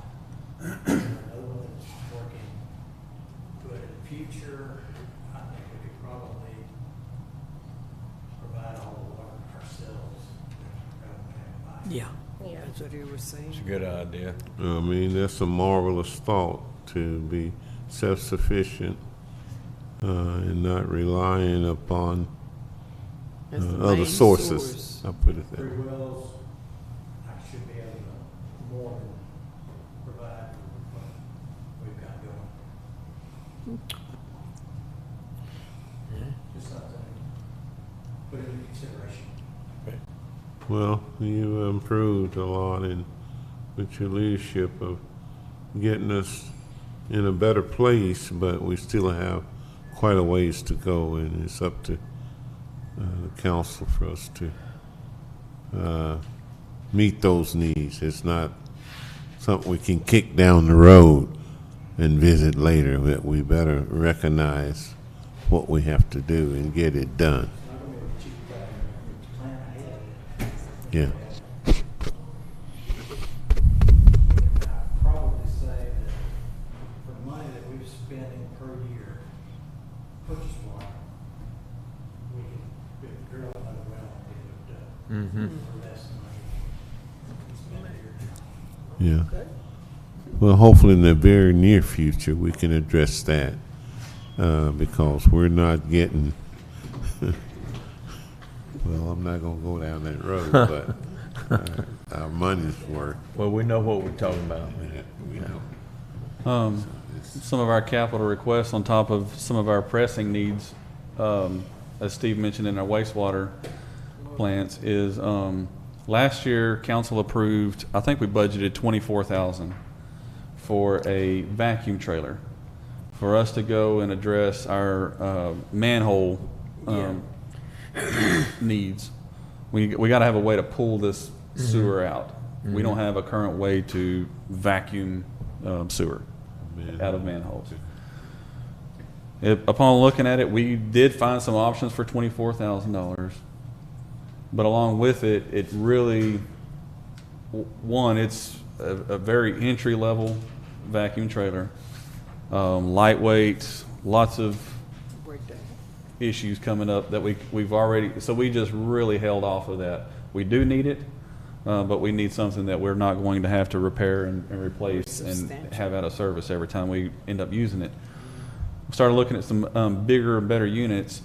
What a lot of these units come with is hydro excavation abilities, to where instead of using a backhoe or an excavator to dig your holes around a water leak, replacing the water meter, anything when we're digging in dirt, these hydro excavators, you go in there with a jet stream of water and you cut that dirt out and vacuum it, pull it out of the hole, Like quicker. to where you're not cutting fiber optic lines, gas lines, electrical lines underground.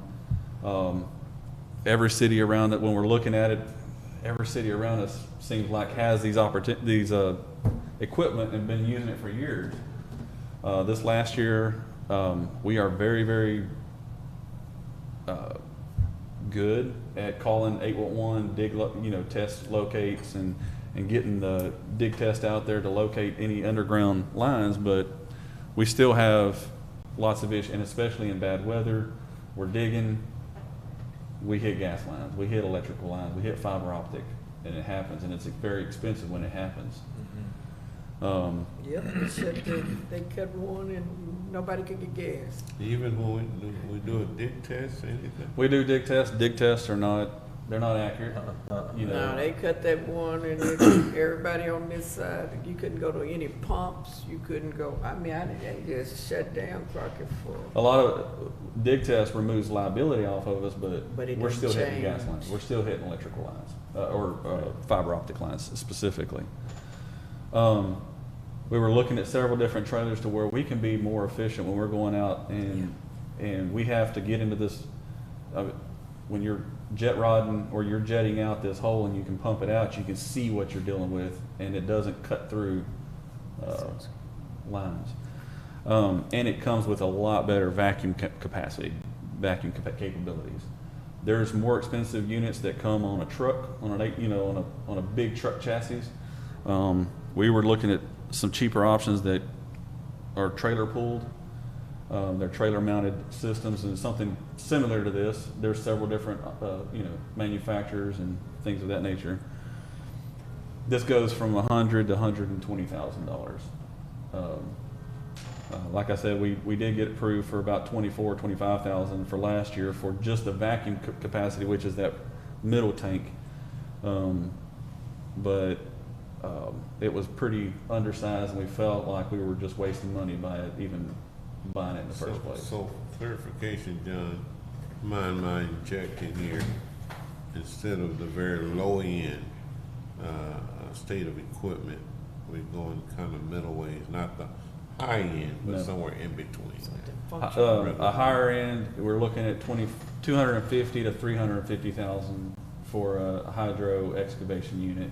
For a trailer mounted, a smaller system, we can do small one-time jobs, go dump it, and I think it really addresses our needs to be able to still pump manholes out and do the needs that we can. Plus it won't.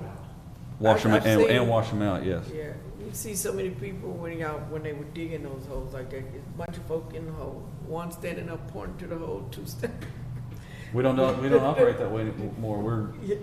We over the weekend, Saturday, nobody knows about it, but we had a 12-inch AC line, concrete asbestos line, blowout, and our guys did awesome. They did really They good. knew how to. We didn't lose water pressure in town. Wow. Took us 2 days to find it. It was just a horrible leak that No was way. just coming out from underneath the road. We couldn't find out where it was, and our guys worked seamlessly over the weekend. Well, that's And we good. never lost water pressure or so. I worked with the lake to keep everything going here in town. I almost ran them out of water because it was so hard. Well, I know you gotta have modern equipment, that's the end of the day.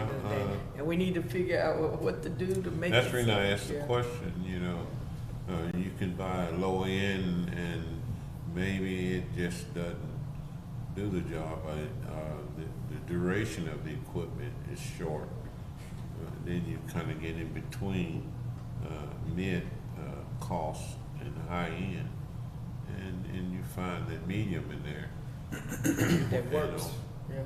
It works in our budget as well. Work for us and work for them. As far as an overall, the next needed piece of equipment, we can do without this one. We would recommend we replace, we have a small, it's a 1-ton pickup with a dump bed on it that we currently use, and we use it for everything. We use it for streets, pothole patching, for picking up limbs on the side of the road, and for hauling out small material to water leaks. What we'd like to do is free up that truck to where we can continue using it in our park side for limb cleanup. It's old, it's 2004, it's got a lot of miles on it, still running, but it's a little undersized as far as what we end up using it for stuff that we shouldn't be using it because it's so handy. And so we would like to replace this to where we could use this for our small jobs, for hauling material out, something a little bit bigger than a 1-ton. It's a 6,500. Using government contract pricing, we were able to find a dealership that would sell it to us. They actually about $15,000 off the ticket price, and it's right at 81,000 some change, so close to 82. So it's new, a pre-owned? It's a brand new one, yes, sir. That is. Yeah. It's automatic, it's easy to run, and would really work well across all departments, water, sewer, streets. That seemed like a must too. Both of these, I would recommend being funded out of our utility fund, out of water and sewer side, the sewer trailer and the dump truck. Last year, we had quite a bit of money put in, and we used it in our sewer side, to fund putting in new aerators. We will put 2 new aerators in at the north plant and a new aerator at the south plant. Since we addressed those needs this year, I want to reduce my maintenance, repair, replacement on equipment line item and move it to equipment for capital request and be able to purchase that. Within this budget, we should be able to purchase this hydro excavator trailer and a dump truck this year without bringing in new revenue. Just by taking it out of repairs. Changing our line items, and you'll see it in the budgets that I provided, where I lowered the line items to fund it. Were there any other capital requests in that, Steve, that we needed to go over that can't be funded within our budget? I think most of the rest of it probably could be, like a spare aerator, that's $35,000. And the reason for that is it takes 6 weeks to 2 months to get another aerator in, without fail. Which 4 months of last year, actually this year, Southbound completely shut down because we did not have any aerator. Because our aerator was replaced for we spent way too much money on that. So, we have more of those, if we have spare, should anything go wrong. And I've got a pump, return source pump at the south plant that needs to be replaced. And I'd like to have it uninstalled, standing by the grid. So is that $140,000 for both of them? Yeah. It's putting one in. Put one in, have the other one stand by. Big up.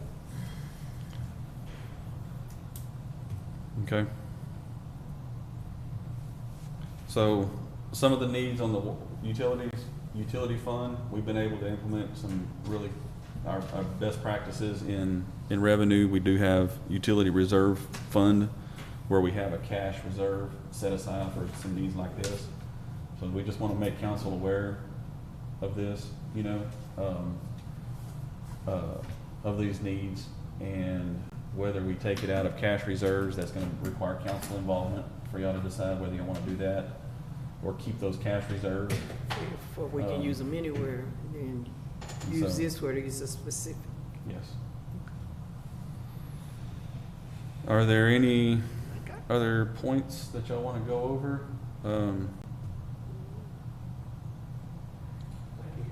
Thank you, you. Steve. We're feeling well informed and well overwhelmed. Yeah, well presented. Well, this gives an idea. I pulled That's up, this is the to lease. consider. This is the lease purchase item that's in the budget for the fire department, the $65,000. Right, close to $15,000 is for the fire marshal truck to finish that lease purchase. And so the other $50,000 is the one that the chief was mentioning that would go, it would be, is it 2024 is the last payment or 20? Actually, I have it right here. I forgot about that. So,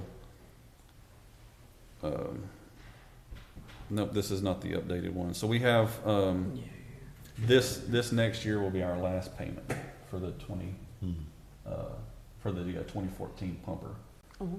And so, like you're saying over And here, again, it's a it'll- $50,000 price tag for that lease purchase. And so that's Just where transition. I would recommend that we move away as much as possible from lease purchases. Leasing and ownership. One, lease purchases has higher interest rates. They're a lot easier mechanism to get it and address the need and move on.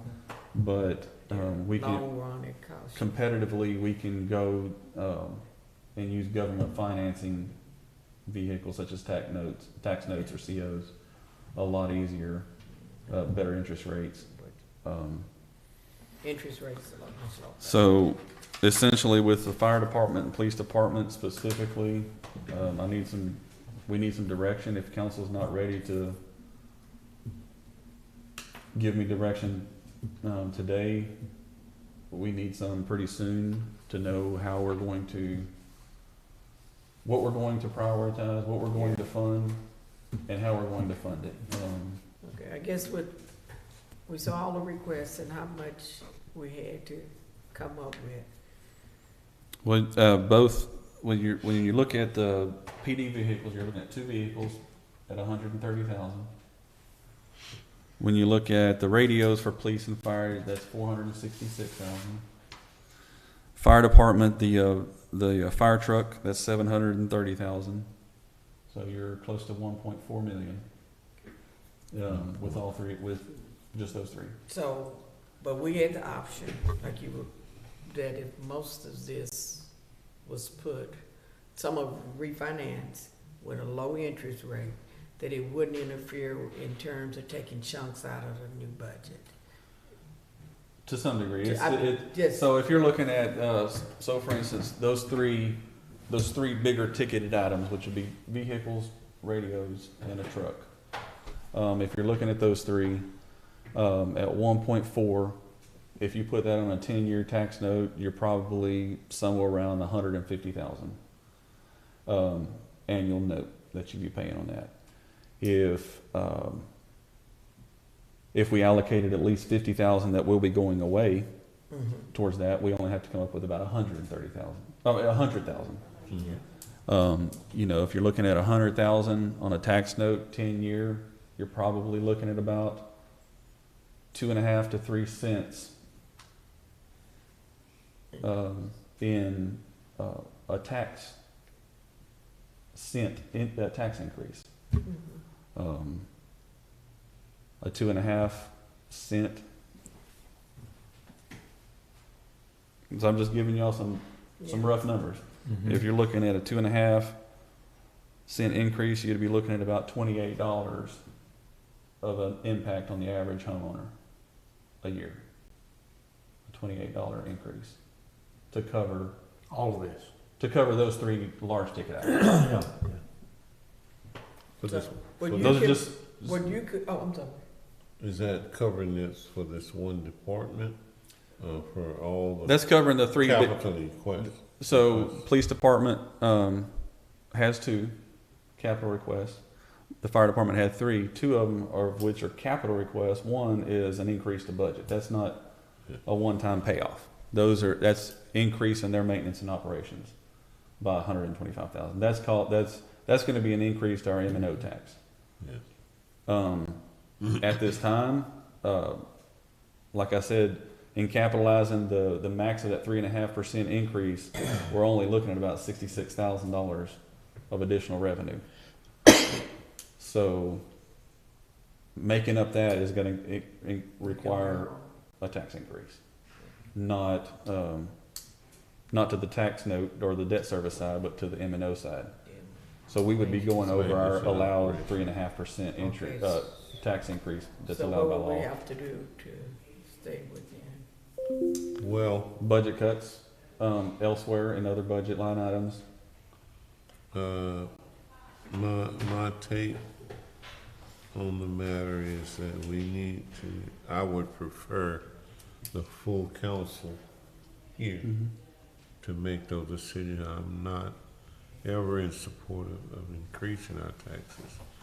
But sometimes, of course, the events lead us to that point to where we have to do certain things.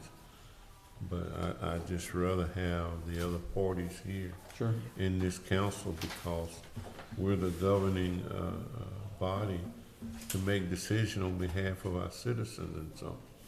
And I understand the urgent needs. I want to let the department heads know that I don't take it lightly. I understand. I get that.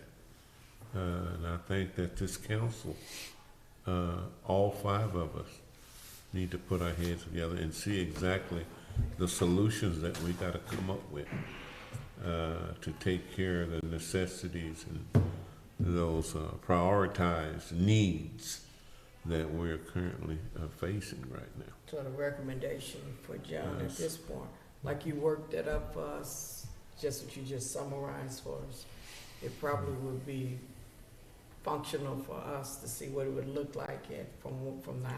Everything received and what options we'd have to one or two things left out and what options we would have We, that wouldn't overtax. But, I mean, right now, it doesn't seem like nobody wants $28 extra on their bill. I mean, that's a given. But if that's where we have to work from, because you said it's on like a couple of things, in Well- a year, it's gonna change. And that's why I said, Mayor, So- what I did, Yeah. and not to be rude to interrupt you, but I think it requires, when you go to talk about tax increase, it requires, from my perspective, the full council Yeah, to make that decision.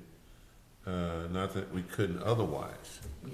but I think that it's paramount that we have the full council here, because But what I was request- saying, I wasn't recommending that that the decision be made. I was recommending that he give us a worksheet Yeah. with it Yes, finalized, with the projections Yeah. made. I think at this time, he was saying, where do we go from here? I think the recommendation that we go from here is that John give us a projection of what it looks like, because we don't have the final tax, to We make don't have the certified value. the certified value yet to make the final decision. But if he could do a projection of what we've talked about with everything in there, what it would really look like in numbers, he could So do that. that, if, And then when we came back, we would have, isn't that pretty much what you're saying along those Well- lines? If we looked at if he would predict whatever Some scenarios. scenario about what it would look like if we kept everything in the budget that was kept it all. This is what it would look like based on what we would, where one note would stop and another one would pick up, etc. And then what it would look like, how much we would have to cut to prevent a tax increase. So he can just, even right now, he can project that for us so that when we come back, even with the whole council, I think it'll cut a lot of the guesswork out of it. Yeah. Well, my input is, after listening to the gentleman, I mean, all of those, I see them as bona fide needs. there are needs, And the things that I believe in is, safety, security, and, Oh, yeah. and our infrastructure, and certainly our water and our waste. And so I saw every one of them as bona fide. Oh, yeah. And I'd love to just, actually, to you gentlemen, just be able to say yes right now, but I know that requires more than that, but my heart's in it.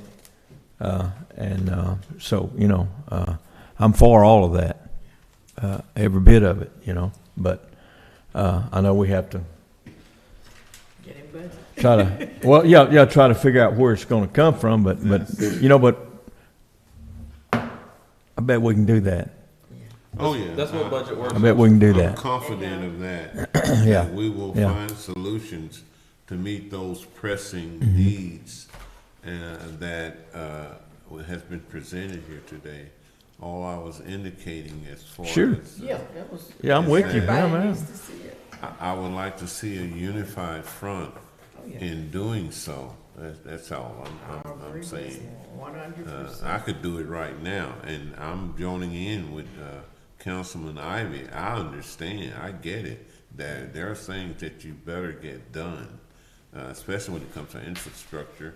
And if we're going to grow as we are, there are certain things that has to happen at fire department and with our police as our city grows. So all of those, I get it, but I do feel that we should have the full Consensus. council, and history reflects it. So when you decided, you know, that you had to do this, who was it? Well, it was the full council of the city Mr. government. Jackson did that- it by himself. and not just three people. Now, John did it. I can do things. I have no qualms about it, but in all honesty, Yeah.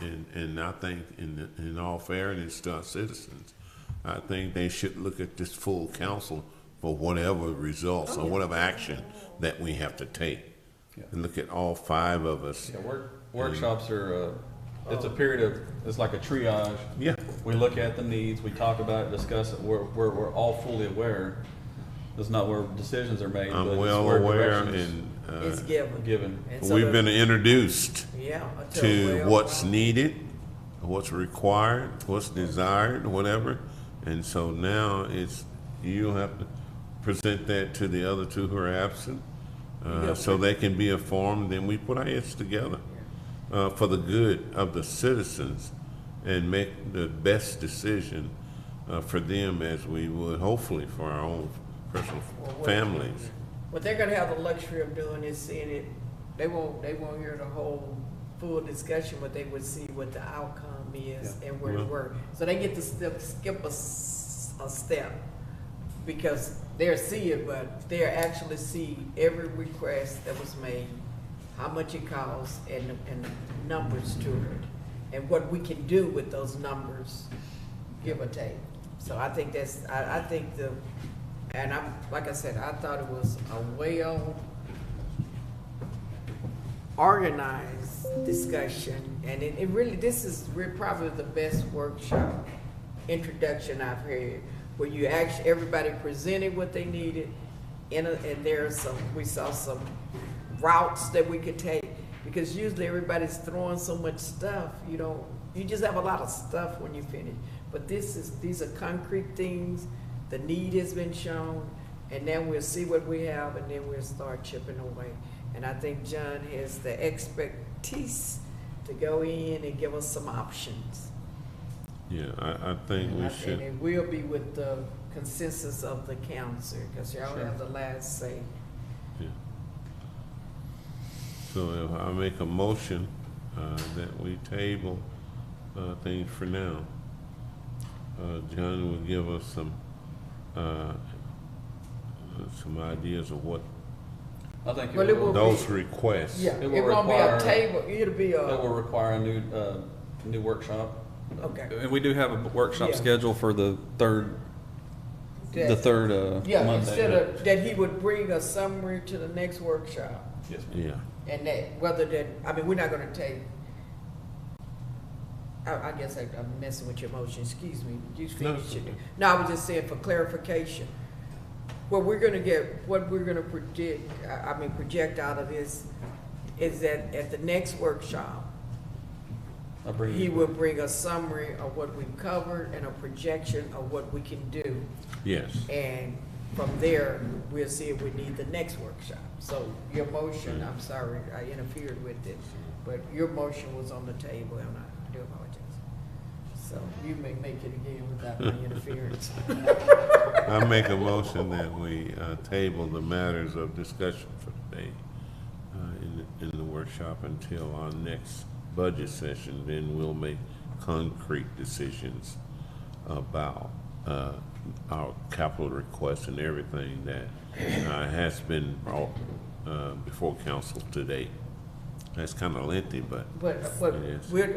I guess what my point, he has to have to go. We're saying that we want John to go, right? Yes. And if we want him to go, we're not tabling anything. Yeah. We're just giving him permission to project for the next one. We're not gonna make, it's not to there make won't be any decisions. Yeah, Need for a table. he has to have permission Okay. to go ahead and create the spreadsheet. Project the cost and the revenue. Yeah, Okay. and so we're not, I retract that Thank motion you. and I make a motion that our administrator give us some numbers as to what our new budget would look like Okay. if we met those requests. Second. okay. It's been moved in second, all in favor? All right. Motion carries. John, you got your work cut out. Thank you. Yeah, Is there John anything John else? can do it. Oh, John, he's the man. It's gonna take all of y'all. Thank you so much, and thank everybody for sitting. and I thank our department heads, and I want Oh, to say to yes. them that their time was not wasted. There's no need to go from council thinking that, hey, these group of people didn't hear us. We heard you, and Yes. we're gonna do our best to do what is best for those departments. And as we prioritize them, some are more important than others, and we're gonna make sure that we do all that we can to make it happen. At least from this councilman. I'm just one of 5, but I understand the need is dire, and in some areas there is a distress to make sure we get things done, to keep ourselves out of trouble. All right. Can we get a motion to? I make a motion, we adjourn. Motion accepted.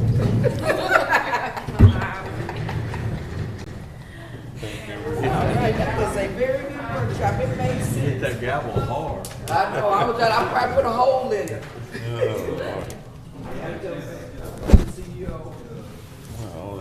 Let me go throw this away first. No, not today, but I was. Did you get your call in? I'll be there. I think so. It just happened here a second ago here, but I had other calls that I didn't realize were coming in that's important too, but.